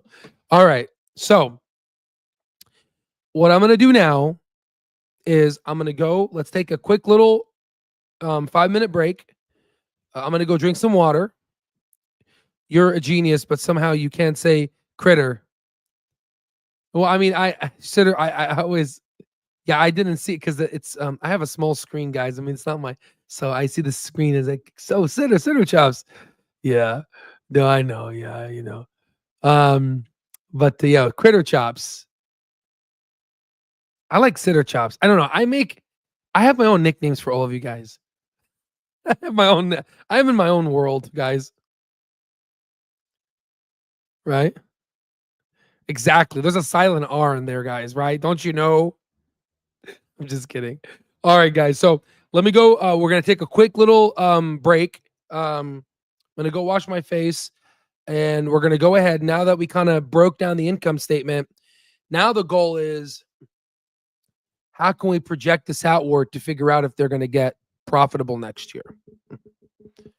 So that's going to be interesting. Okay, let's do that. So let's go ahead and put this here. And then we will put on some music and I'll be back.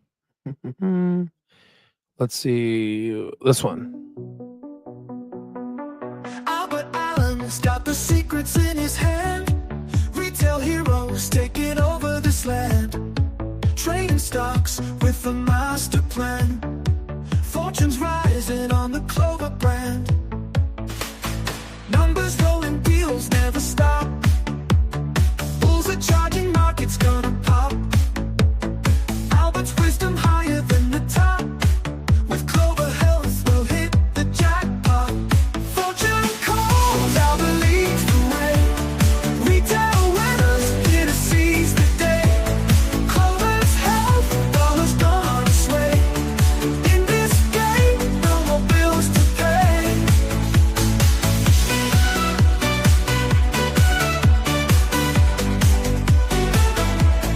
Through the highs and lows we stay strong. Albert's voice guiding us all along. Clover's growth, we're playing like a song. Investing right, never going wrong. Stocks are climbing, reaching for the skies. Albert's insights cutting through the lies. Retail dreams standing tall, they rise. In this world of trades, we're the prize. Fortune calls, Albert leads the way. Retail winners here to seize the day. Clover's Health, dollars gonna sway. In this game, no more bills to pay.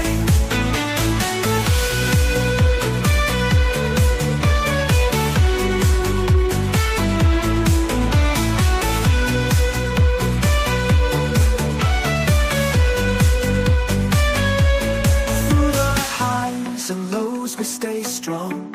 Albert's voice guiding us all along. Clover's growth, we're playing like a song. Investing right, never going wrong. Fortune calls, Albert leads the way. Retail winners here to seize the day. Clover's Health, dollars gonna sway.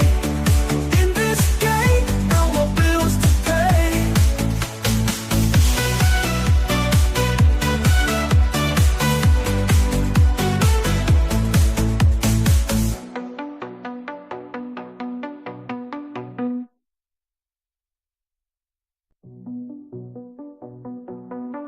Albert Allen's got the secrets in his hand. Retail heroes taking over this land. Trading stocks with a master plan. Fortunes rising on the Clover brand. Numbers rolling, deals never stop. Bulls are charging, markets gonna pop. Albert's wisdom higher than the top. With Clover Health we'll hit the jackpot. Fortune calls, Albert leads the way. Retail winners here to seize the day. Clover's Health, dollars gonna sway. In this game, no more bills to pay.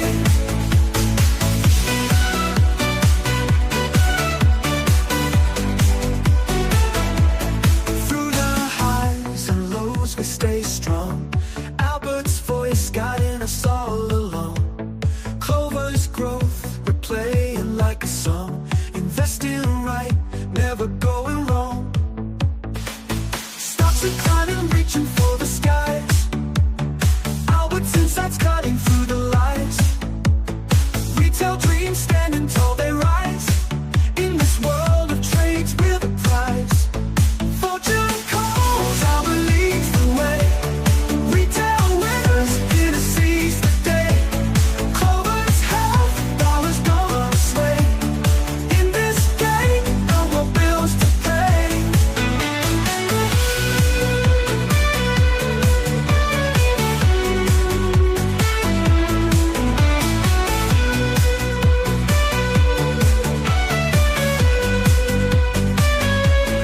Through the highs and lows we stay strong. Albert's voice guiding us all along. Clover's growth, we're playing like a song. Just kidding. Okay, I remember the mic this time. All right. all right. I was like, what is he doing?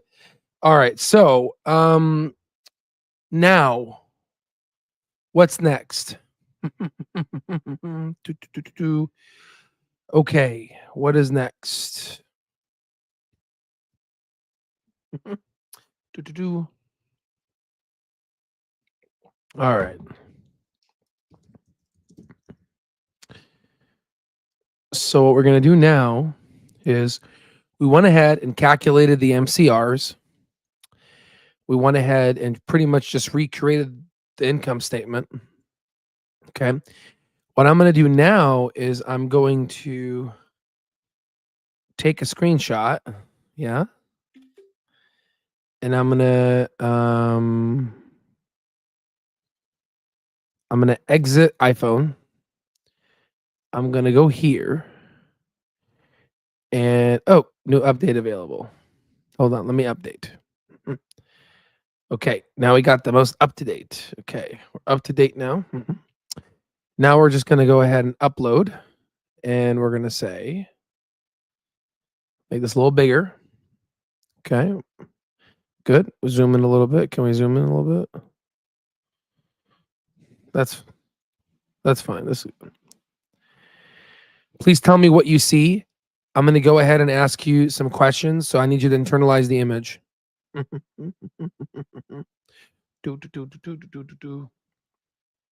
So now all the work that we did, we're going to have AI internalize the image, and then we're going to ask it a few questions. Okay, good. A 91.21% improvement. So where's the Excel? AI's here, Excel's here, and there's that 91%. Excellent. Okay, so now we have all this. See, it's like, well, we're locked in, guys. We're locked in. We're ready to go. Woo. Okay, good. All right, so now this is for my education. So this is more for me. So what's the Excel? Let's see. What's the Excel shortcut for me to grow, let's say, the revenue in Q1 2025 to project it to Q1 2026 using the percent change? What's the Excel equation or shortcut that I can use? I'm just a little curious. I need, okay.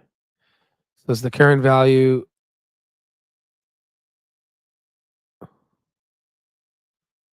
Current value. Got it. Okay. So now we're going to put this here. Excellent. Sorry. It's like, how do I do this? All right, good. All right. So now we have that. Just sometimes your boy needs a little help, right? So we got equal here, right? And then we're going to go ahead and say, and this is nice. You can see how I use AI to help me with my Excel. You see AI is augmenting my workflow. Instead of having the Google is go on YouTube, try to figure out the damn shortcut, just do it here. So 1 plus this, and then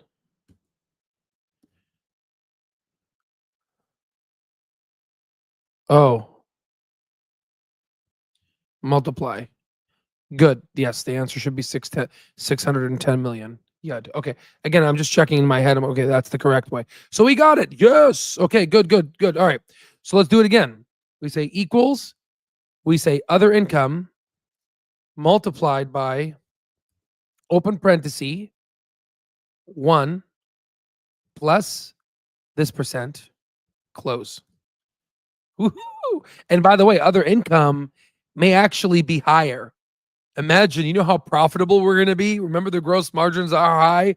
Imagine 100 or 200 million and say, holy shoot, guys, it'll be a lot of money in SaaS, right?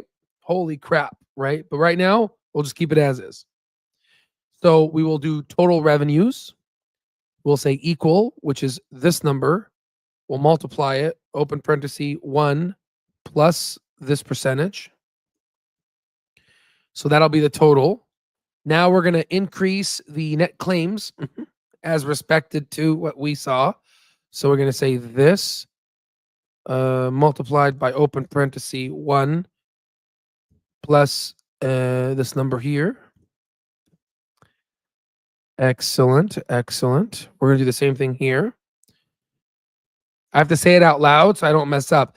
And please, guys, if you can watch me, because I haven't slept a lot, correct me if I'm wrong. So please watch me, if I'm wrong. I want to make sure, I get this right. Excellent. You see, this is, and it's saying it'll go down. We don't know if it'll go up, but we'll say on average, it'll stay the same. Okay, this one's equal. This one here, multiply, open parenthesis, 1 plus. Excelente. Very good. Okay. We go here, multiply here. So isn't it fun doing this together, guys? Isn't this fun? Okay, here it goes. Equals sum operating. So now let's look at all the operating expenses. So P7 to P10, Q7 to Q10, R7 to R10. Good. Now I'm going to unbold this. Are you ready for the net income? Ladies and gentlemen, this is without using the star ratings and the effective rate. Now we're going to take equals total revenue subtracted from total operating expenses. Are you ready? Are you ready? Holy fucking shit.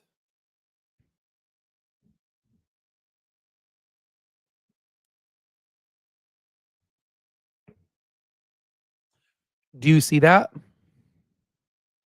Do you see that? That's $27.8 million.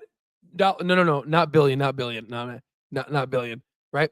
This is why I told you. Remember I told you in the beginning? What did I tell you? What did I say? How many millions in here? Remember I asked you the first question? I asked you? Is there the reason why I asked you? Because I know someone's going to mess up. See? Every question I ask, there's a reason. That's $27.8 million of net income. Holy shit.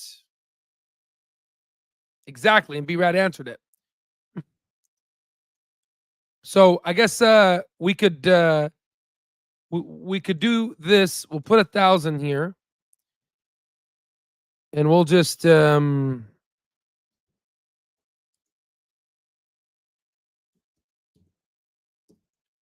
go like this. No, but if we do that, it's gonna make it weird, guys. It's gonna make it weird. I'm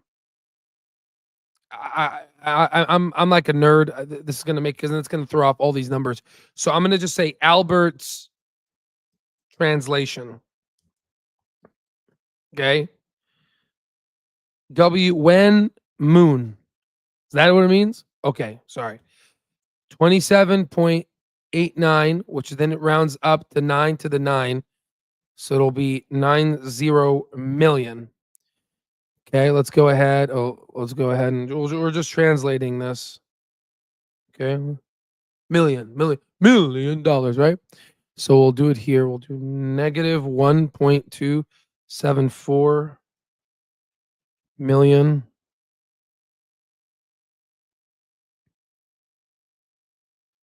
What the hell?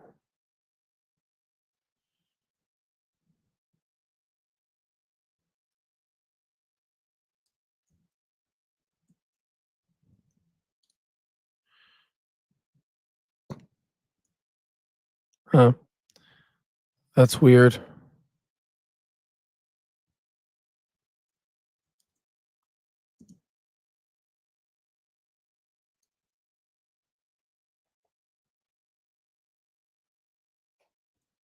It won't let me put an M. Because as soon as I put a negative, well, that's a bunch of crock of shit.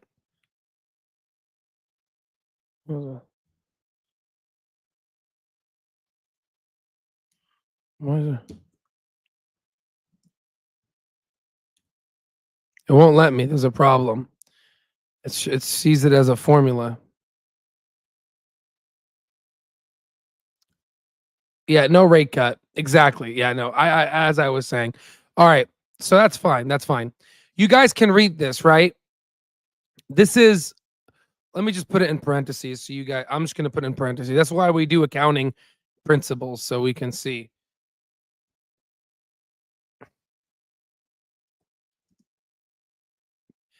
Parentheses means negative, okay?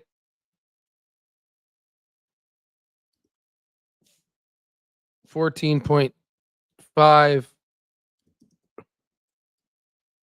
million. Okay.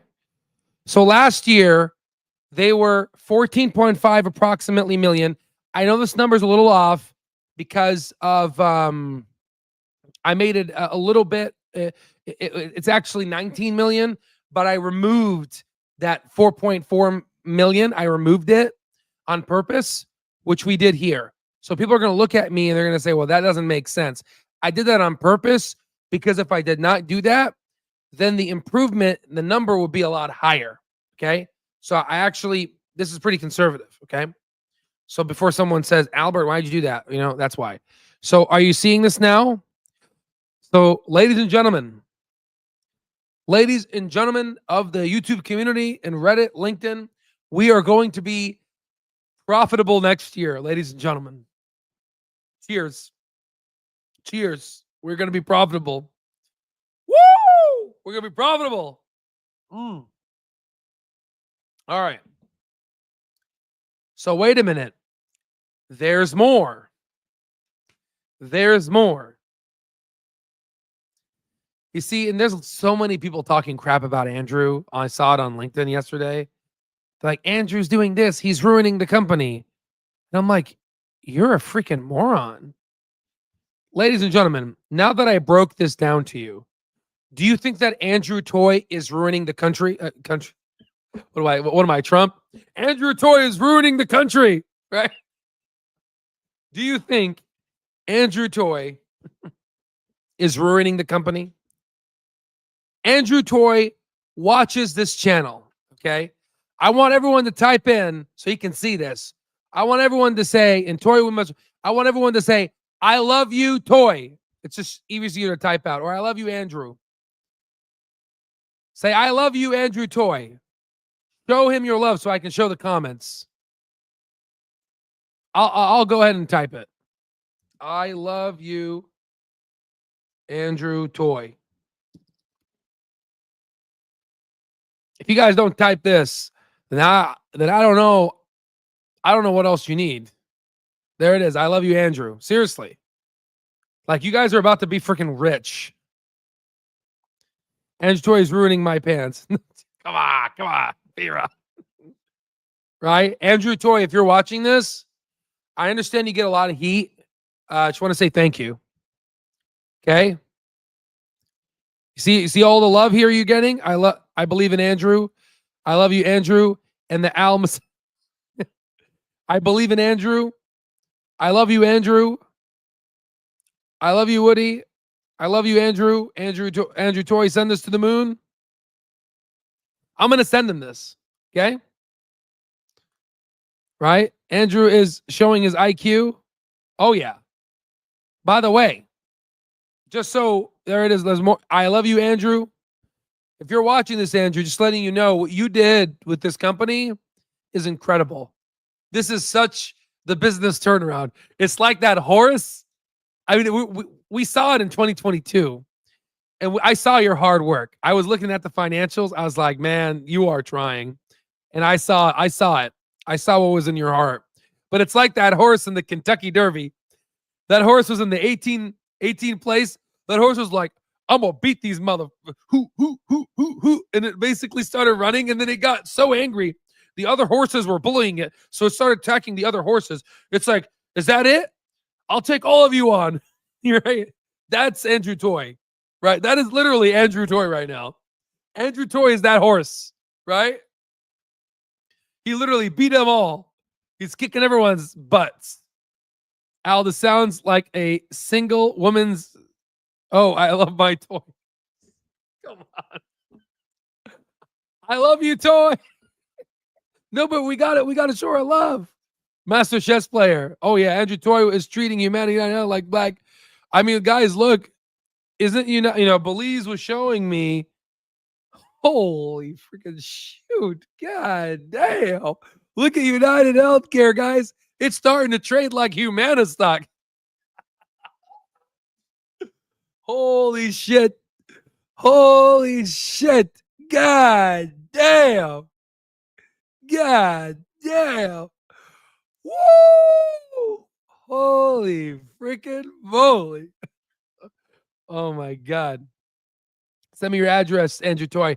I'll send you some Clover shirts. You could send them maybe to the business location. I'm sure you know. Toy playing chess. United Healthcare going to 250. Do you also see a sea change event where their critical mass? Oh my God. Oh yeah. Well, we're not done yet. This is like the commercial, but wait, there's more, right?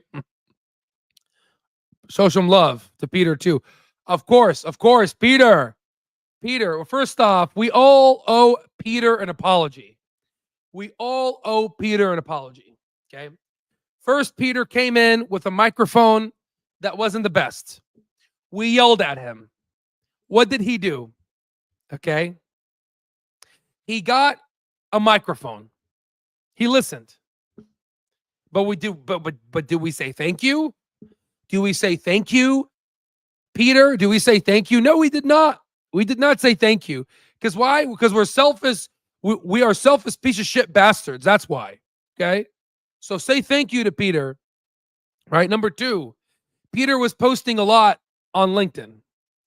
He was excited. This is his passion. What do? Stop posting. Did you see a single selfie? He stopped.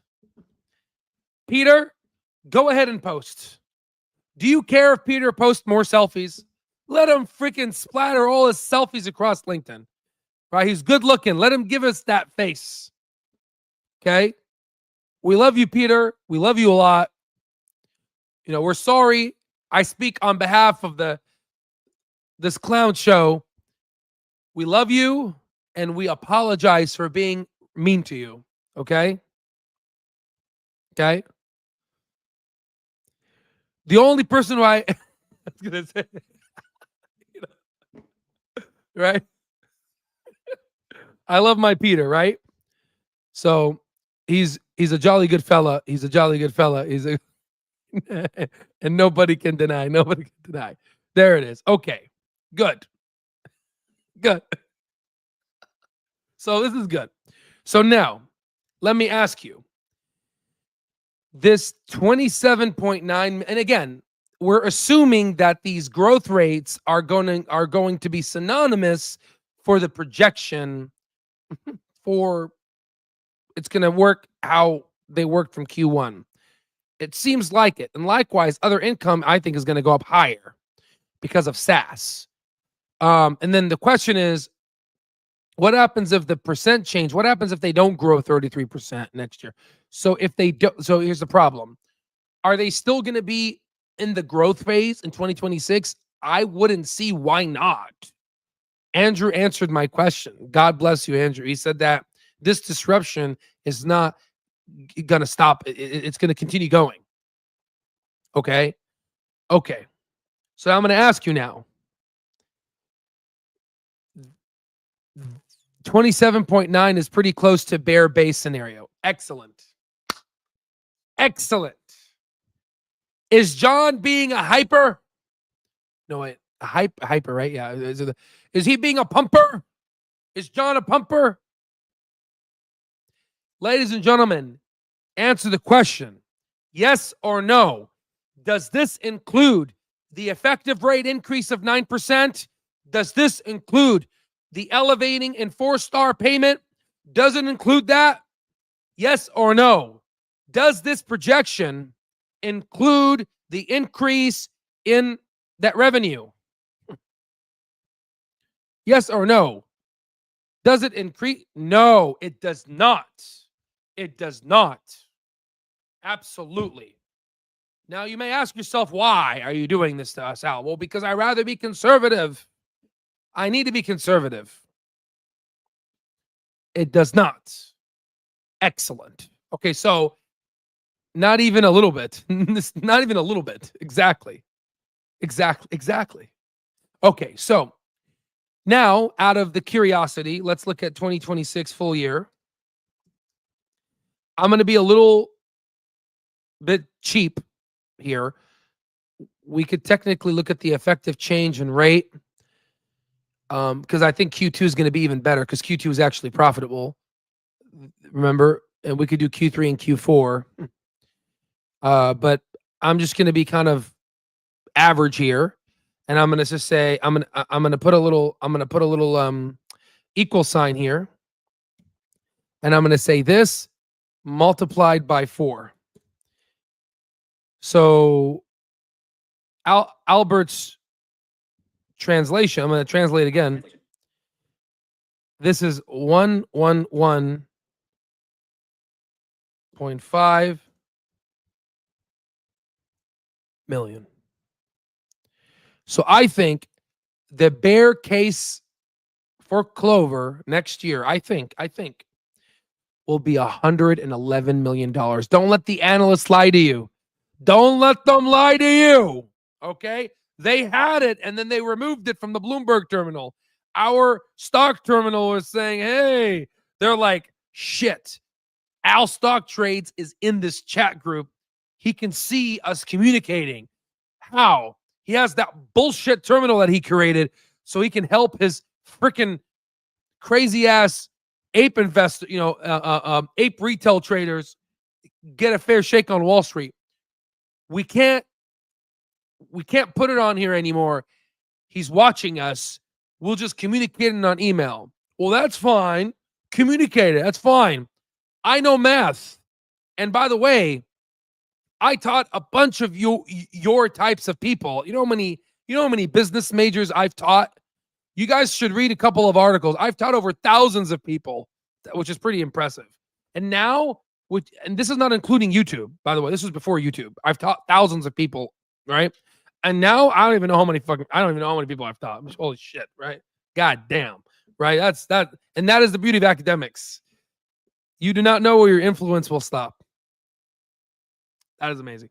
So now let's have some fun. So now we're going to go ahead and take a screenshot. There it is. And we're going to go ahead now and we're going to go to AI. EIEIO. Okay. We're going to go here. We're going to internalize. We're going to ask it to internalize. So internalize. Shout out to YouTube. We got 104 people watching. And shout out to X, Twitter X. We got 349 people watching for a total of 453 that are watching right now. So shout out to all of you. Appreciate the support.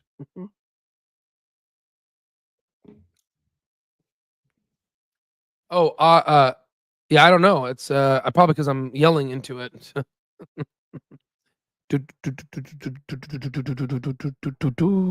All right, so I'm trying to think. Maybe. Exactly. It'll coincide with these other tailwinds. We're going to explode. I am. So now let me see. How do I word this? Okay. So as you can see, what I did is I took the overall percent change from last year's Q1 2024 to this year's Q1 2025. And I went ahead and projected the percent change and calibrated to the projected Q1 2026. As you can see in the reporting scheme, this is a Medicare Advantage company, but there are a couple things that are happening next year. Specifically for this company, they are going from 3.5 stars to 4 stars, which means they're going to get an increase in 5%. The second thing that's happened is the Centers of Medicare and Medicaid increased the effective rate by approximately 9% in 2026. So if we take those two rate increases together, we'll have approximately a 14% increase. Based on this knowledge and on the projected Q1 2026, I want you to go ahead and recreate the table for me for projected Q1 2026. and go ahead and give that to me. Please and thank you.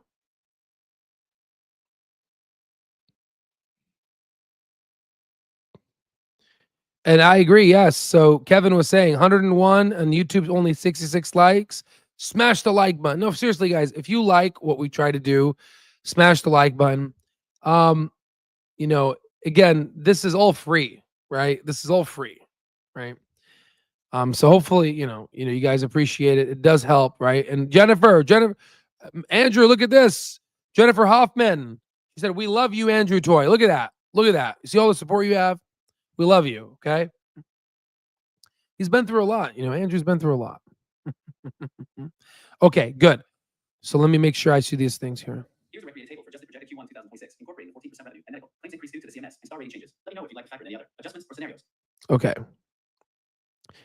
So what I'm going to do now is I'm going to go ahead and I'm going to insert a new row.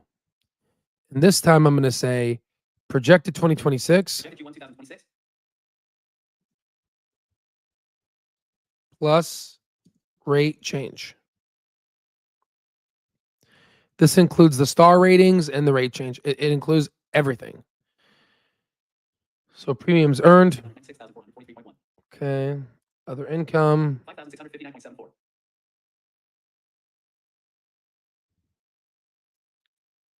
$537,068.74. Total, we can take the sum.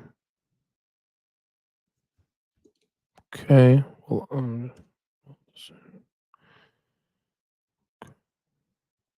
so that's pretty damn sexy if you ask me.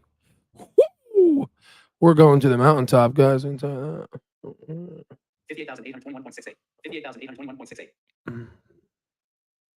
57,617.53. 682.88. 702,102.84. 654,190.83.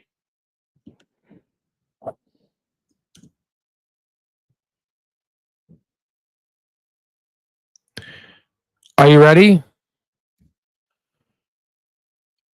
Are you ready?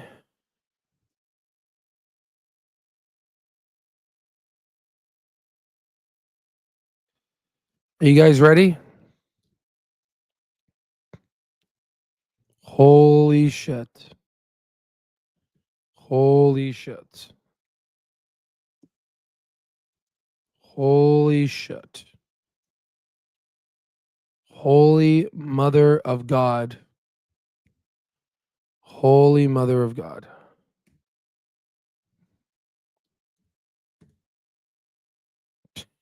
Holy Mother of God. That is a lot. That is a lot. Wow. That's a lot. Yeah. All right. So I'm gonna gun for 27.9 million until proven otherwise, I'd rather be conservative. But this thing can go as high as 47.9 million. Wow. Wow. And if we were to calculate the MCR, which is net claims divided by premiums earned, around 77. Yeah, same calculation as we got there. So it's either we're going to make 27.9 million, or if we do the rate change, which they know is going to happen, the CMS, then we're going to be $47.9 million, which means our net income for 2026 is going to go from 111 million to 191 million. Wow. Holy shit. Okay. So now let's go a little further. Show it? Did I not show it? I didn't show it. I didn't show it. What the hell? Look, I'm so sorry. So you can see here, I'm sorry. I thought it was showing the whole time. I'm stupid, guys. So I did the projected Q1 2026 plus rate change. And here it is. I did the numbers, and the net income here is $47.9 flipping million. So it went from 27 to 47 million. And if you multiply it by 4, assuming on average, you'll have $191 million by fiscal year 2026.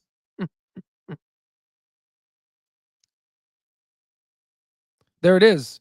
And have us give us a P. So feed it shares outstanding and price to sales ratio and give us a price to. We could do that. We could do that.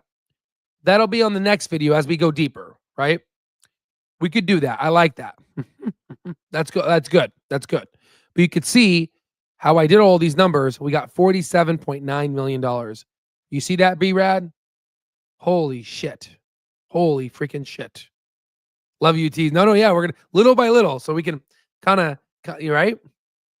So, okay. So now we did this. Now let's do something else. Okay. These are incredible numbers. Now for the adjusted projected Q1 2026 that you just went ahead and calculated, can you go ahead and give me an approximate what you think the operating cash flows could be? Can you give me a range based off of this? Now I'm curious if AI can calculate the free cash flow. You see where I'm coming from. Yes. So let's see. To estimate operating cash flows, OCF, we typically start with net income and adjust for. And by the way, people are like, where'd you get 5% from? It's in the here. Okay, so let's see. 30 to 88 rounded. Excellent. This range is approximated in time with more info on payables, receivables, and other operating assets, liabilities. Exactly.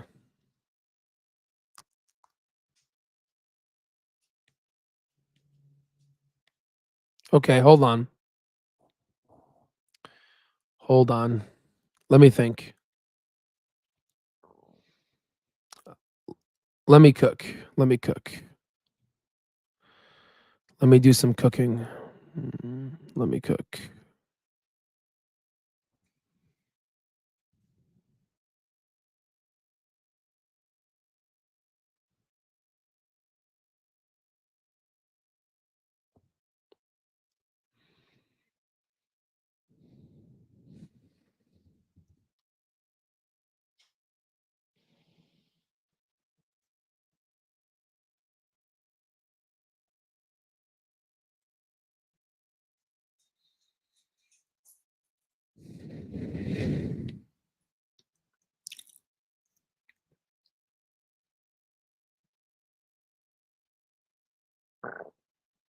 I'm cooking.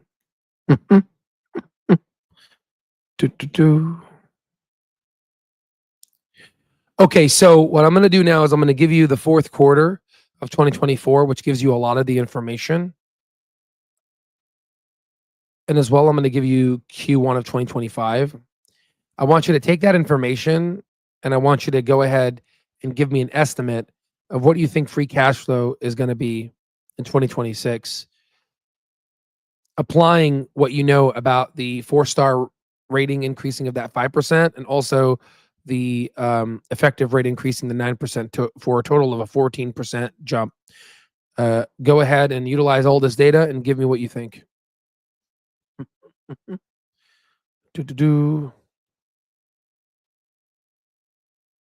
So here's the first quarter.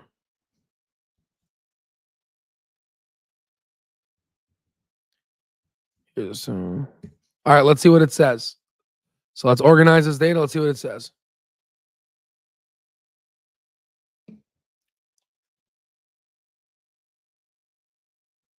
Exactly. You do the pricing per share. Absolutely.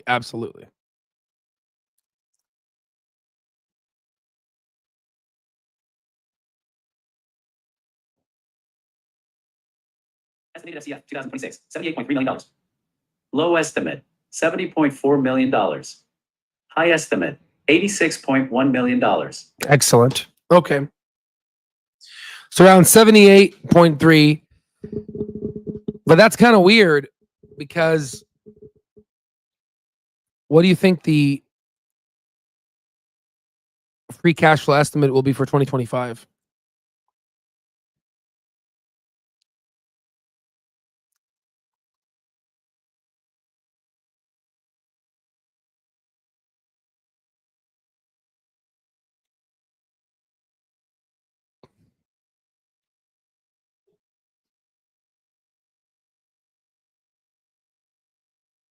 By the way, a lot of people on Wall Street are probably watching this right now. They're like, "Damn, dude, this guy's doing our work for us." So they're saying 55.9 million. We'll see. It depends.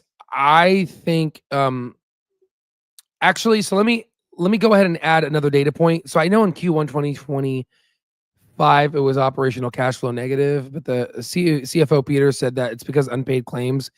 There was a seasonality effect, but they're going to end with strong cash flows. Knowing this right now, how does this change your 2025 and 2026 estimated free cash flow estimate? Go ahead and conglomerate everything we talked about and go ahead and give that estimate. I forgot to give that data. Let's see.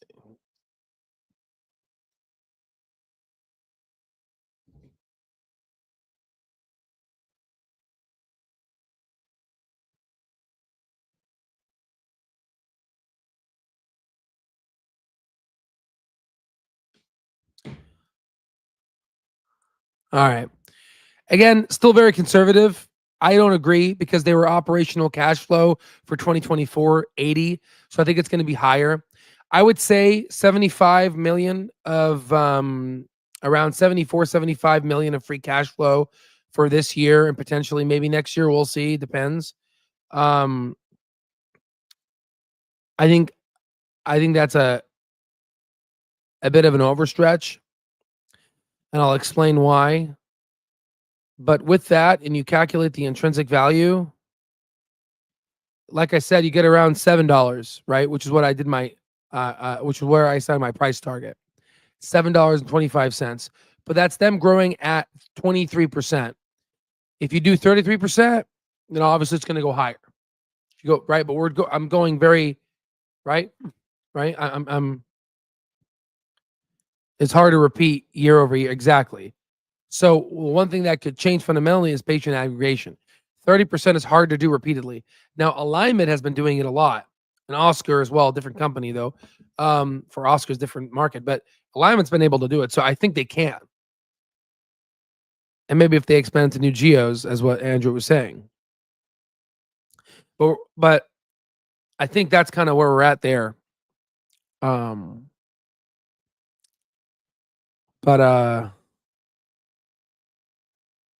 Let me show you one more thing, and then so we can. But I completely agree with you. That is a problem, right? That could be a problem. But I think there's such in a growth phase now that I think we're fine. I think, but it's something that needs to be considered, especially if you were to call yourself an intelligent investor. So we have to consider that 100%. What I wanted to do is I wanted to show you the first quarter of 2025. Nope, that's not it. Oh, where are you? Sometimes you just can't find it. Okay, there it is. Okay. All right, there it is. Look. So now let's try to calculate the free cash flow for 2025. So we go to the cash flow statement, and I'm going to do this one really quick because it's easy. Doesn't require a lot of, because most people don't know how to calculate MCR. Okay, so here's operating cash flow. Problem is it's negative, right? The big one here is unpaid claims. Unpaid claims is 5.3 million. So, and also the other problem is they spent 18.29 million in buybacks. Okay. Likewise, let me tell you something. If you look at the treasury stock, they also got another 10 million in treasuries. And if you were to go and look at the whole treasury box together, and if you were to add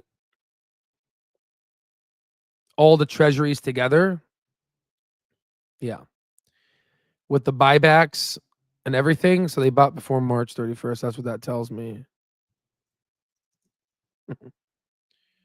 Before March 31st.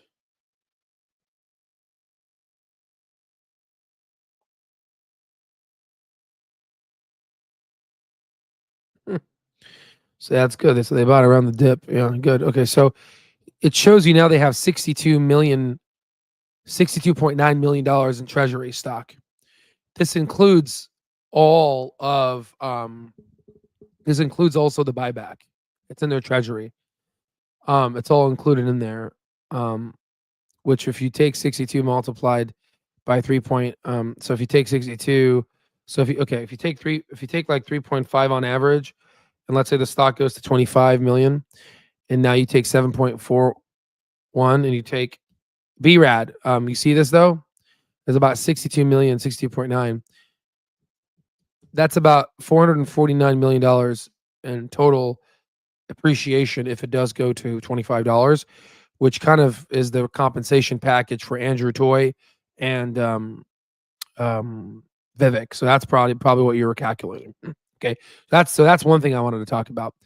The second thing is I'm just going to open up a new tab real quick. I'll just put it here since we already set this one up. Okay, so I'm just going to say FCF 2025 Q1 thoughts. Okay, so I'm gonna go ahead and come here.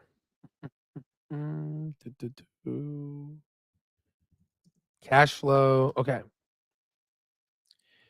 So we know that Unpaid claims.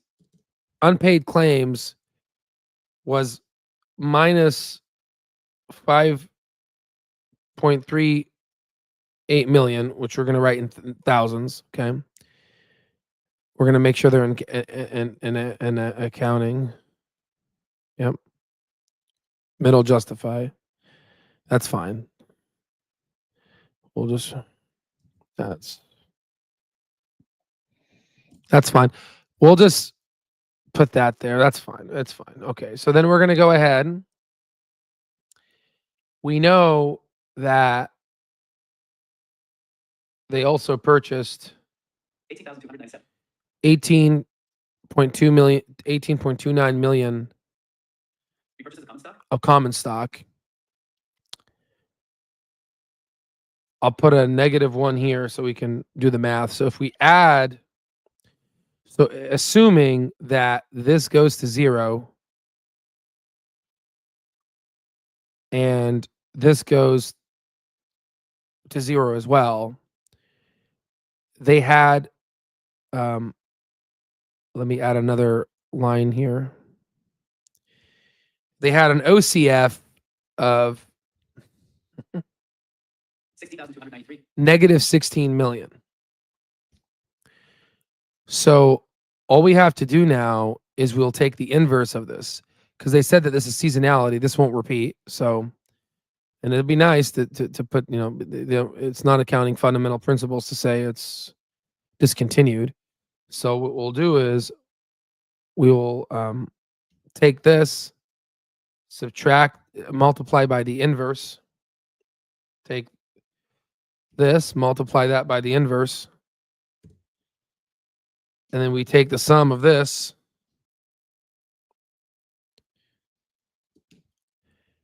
and then we take the new OCF, which is this subtracted from, or let's add a negative here. That is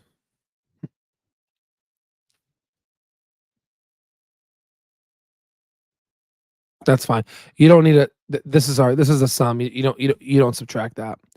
You take this and then you divide that. 1,000 here somewhere. The new one will be 23.66 million. So because they did the buyback, and because of seasonality, they were negative. But really, though, if they didn't do the buyback, they would be 23.66 million positive. And if we were to look at the financial analysis form we have, last year on the free cash flow, they were 25.49 million. So it's right around that ballpark range. So if it's true that they'll be around that, then we could, we could put new OCF here. We can put this number here. This is technically, we'll just say here. 25.93. That's the new OCF. And we could just, say 23.66. We'll just forget the million right now. We'll put this here. Okay. And if this is the case, if that's the new one, then we could take the difference, because this is now the new, subtract from the old, divide by the new. That's a decrease in 10% of the free cash flow from, operating cash flow. So we could apply the same principle.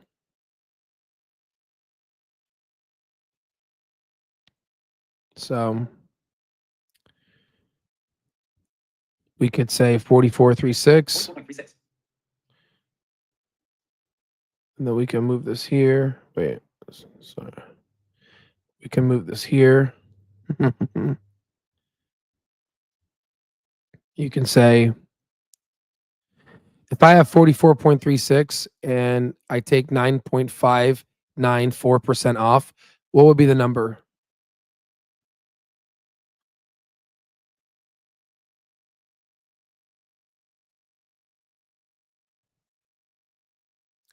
It'll be 40.09. If I have 49.99. or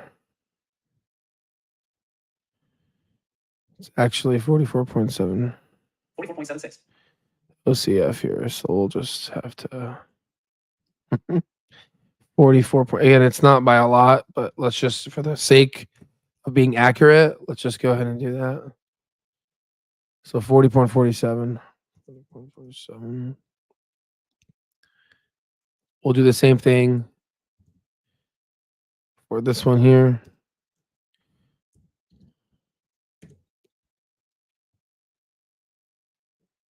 $45.20. Again, this is for Q1, Q2, Q3. What? And obviously, it could be better than this. I'm being conservative, I'm based off of the numbers I'm getting. So then now the other one, though, was actually negative 86.15. 6.15. But the thing is, we have to do some massaging here. So 47 of it was actually discontinued. So we have to take this, add it on with this. So it's actually good, I think, is going to be negative 39, because we can't include the 86.15 because 47 was discontinued. If you don't know what I'm talking about, let me just pull it out so you guys can see what I'm talking about. You see this number here? That 47 is discontinued. You see that? That's discontinued. So you have to remove that. Okay? And that showed up.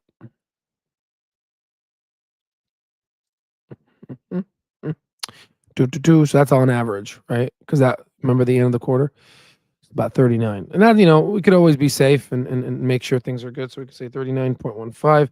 And again, things can be on and off, but that's what we're doing. Okay, so if I have 39.15, then I increase it by 9.15. So if I have 39.15 and I increase it by 9.59%, what would the number be? So why am I increasing it? Because I'm taking the inverse. I'm taking a negative percentage, and this is a negative number, so it should get worse. So I'm expecting this to be negative 42.88. So if I the complete OCF now, I think is going to be this for this year. is going to be around 66.45. And if we were to take, again, I don't know, CapEx, depends how much they invest. If they take CapEx,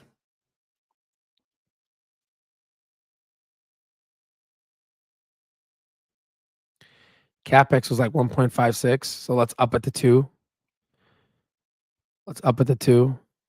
So just say equals this minus 2. This is going to be the 2025 FCF. And I'm projecting that they're going to be 64.45 million. That's what I'm expecting. Now, obviously, I think they're going to be higher, but we can always be, again, exactly, that payment needs to be taken out, ACO, exactly. So it could be higher. Now, if we want, we could go ahead and utilize the. Oh, by the way, people that want access, if you go Clover, you go to Q1, there's the transcripts, and you can do generate insights, and you use our AI to help figure out what it's going to give you. What I do want is I want to go home and I want to activate the price target software. Want to increase this, put this here. Let's put CLOV here. Now, if we go ahead and grow it to 37% and we use this number, 64.450. then of course now because they're profitable, or they're going to be profitable next year, then you could technically grow them out how they're growing. So that's, you could get to $19.69, but we could do 33%, which is, anywhere between $10 to $14 with a bear of 7. But I did 23%, and then you can see anywhere between $3.83, which is trading at right now. It's still trading at its bear case, and the base case is 516, and the bull case is 742. Almost sounds like 747, doesn't it? So there's that, and I think we're going to get more clarity. But I would say 25% is pretty humbling, but 23% is the average. So this will be the best one here, 23%. Right? So ultimately, though, let's kind of figure this out. So if we're expecting a total revenue of around $702 billion, so what the hell is this? It's kind of weird. So if we're expecting this much money, 702,124. or better yet, we could just take we could take this divided by 1,000. That's about 700 million. You multiply that by 4 on average. So we should expect now about again, these all numbers are all jacked up right now, but these are not millions now. We converted them from thousands to millions. Now this is in millions, so that's about $2.8 billion in revenue in 2026. So I'm thinking 2026, the revenue could be can be 2.8 billion. And if we say, if we take last year's revenue, which is 3.71, 1,371.13. right? We take that number, and if we were to divide it by the operating cash flow of 8, it's about 0.058. So if we do that and we take this multiplied by this, we should get a free cash flow, estimated free cash flow. Remember how I said you multiply the revenue by 5%? Remember I showed you that 4 years ago, and everyone was saying, you don't know what you're talking about. Now you know I'm a multimillionaire. You guys now see, right? You guys see now how that works? I'm only trying to help, okay? All right, so that's about 162 million of free cash flow. So if we were to add that now here, 162.88. technically it's rounded up to 9 here, and now just do 23%, then you can see now our shares outstanding is updated to 507.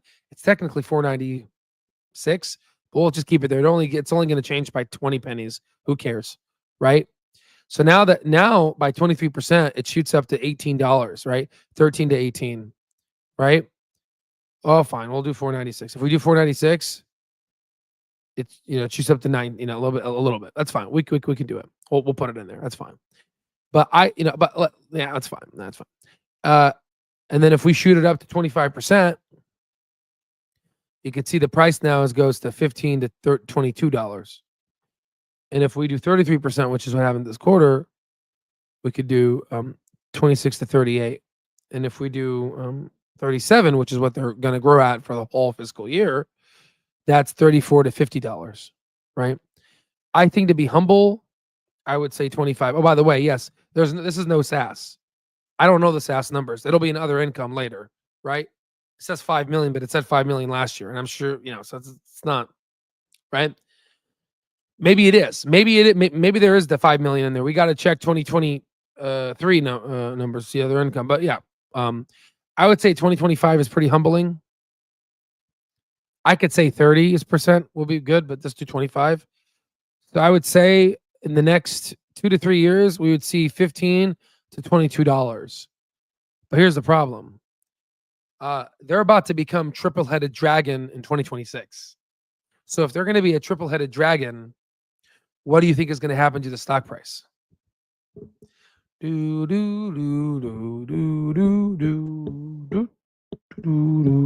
think is going to happen? Right? It's going to be a triple-headed dragon, guys. That's it. So I think we're going to get to the bull case next year. Market is future valuing, exactly. So the market's seeing it now. Wall Street's talking. You're going to see institutional ownership increase. What's going to end up happening is, and again, retail. There was some guy, rocket, exactly. Moon, rocket. You guys know it, right? You guys freaking know it, right? I think there was some retail investor saying, I'm going to go ahead. I think, what was it, Barry? Barry on here was saying, I'm going to go ahead and sell. This retail investor is going to sell and buy another stock. Okay. Well, you could do whatever you want, but understand that if you would have done that, you would have lost. Look how much money you would have lost out on. Right? And I think it's going to continue going up. Right? I think his name is Barry or something. Oh, man. No, where is Ken anyway? Where's Ken? Ken, where are you? No, he was here. I saw him I haven't slept. I'm tired. But, so what's going to end up happening is retail investors are going to end up basically selling. Okay. They're going to go up a little bit and then they're going to sell. And what's going to happen is institutions are going to basically pick it back up. Now, I'm sure institutions want to kill me. They want to kill me now. Right? Because it's a profitable business. And then they have SaaS on a profitable business. This thing's going to shoot. This is going to, guys, we're going to have to meet somewhere. We're going to have to meet in Vegas. We're going to have to meet at the golf course. We're really going to have to do something, guys, because we're going to be shitting money. We're going to be shitting money. Okay. I would say so. I would say so because the market's going to evaluate it. Guys, we're going to be shitting money, guys. I think what's going to end up happening is the market is going to evaluate it, and then Clover is going to say it's fine. We're going to decrease free cash flow so we can get into new geos, right? So I'm just letting you know, you guys are going to be shitting bricks. You guys are going to be shitting freaking $1 million bricks. All right. Right. And this is for the first time in the history of YouTube. I'm showing you a triple dragon, and you're going to see a triple dragon play out. And you know what's funny? I'm the only one talking about this. But watch this. I will need you to heed my warning. Heed my warning. Okay. There's going to be a lot of people that are going to start talking about Clover, right? A lot of YouTubers, right? They're going to be like, Clover Health is going to the moon. Look at this technical analysis here. It's going to basically triangle the technical analysis, simple moving average 200. You have a triangle, simple moving, exponential moving average, Xbox institution. I got to throw in the Xbox institution. You know where that came from, right? Right? Freaking dumbasses, right? They're going to start coming in. It's going to the moon, right? That's a great impersonation. They're all going to be like, this will go to the they're all going to be, and I'm just going to be sitting down like the Godfather. I'll be going like this, like the Godfather. I'll be sitting down, I'm like, make me my money, right? And then I'm going to say, grape, grabbing my way to the Miami Beach. You know what I mean? Miss Odell here is watching the time, so she's watching in reverse, right? I'm gonna say great, right? So that's good. That's good. That's very good, guys. So again, this is the power. Okay, so now let's kind of dial it in, and now you guys are starting to see what I've been saying 4 years ago or 3.5 years ago. How long it's been, when I was in Mayo Clinic, #1 hospital in the world in Rochester, Minnesota, when I was freezing my ass off. And I was sitting in camera looking at you. And I said, we take 5% of revenue to estimate future free cash flow. And everyone's like, why would you do that? That's stupid. Why would you? And now you're starting to see how everything's playing out. Now you see how I broke down the MCR. You see how I break down the whole business? I know everything about the business. I know every little nook and cranny, right? Right? I have a lot of money invested, right? Because I got to know the business, right?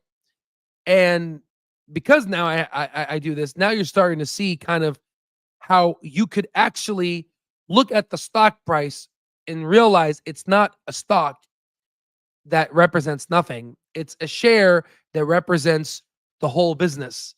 And because it represents the whole business, you can evaluate the whole business and you can project the whole business in future free cash flow and see how many birds are in that bush.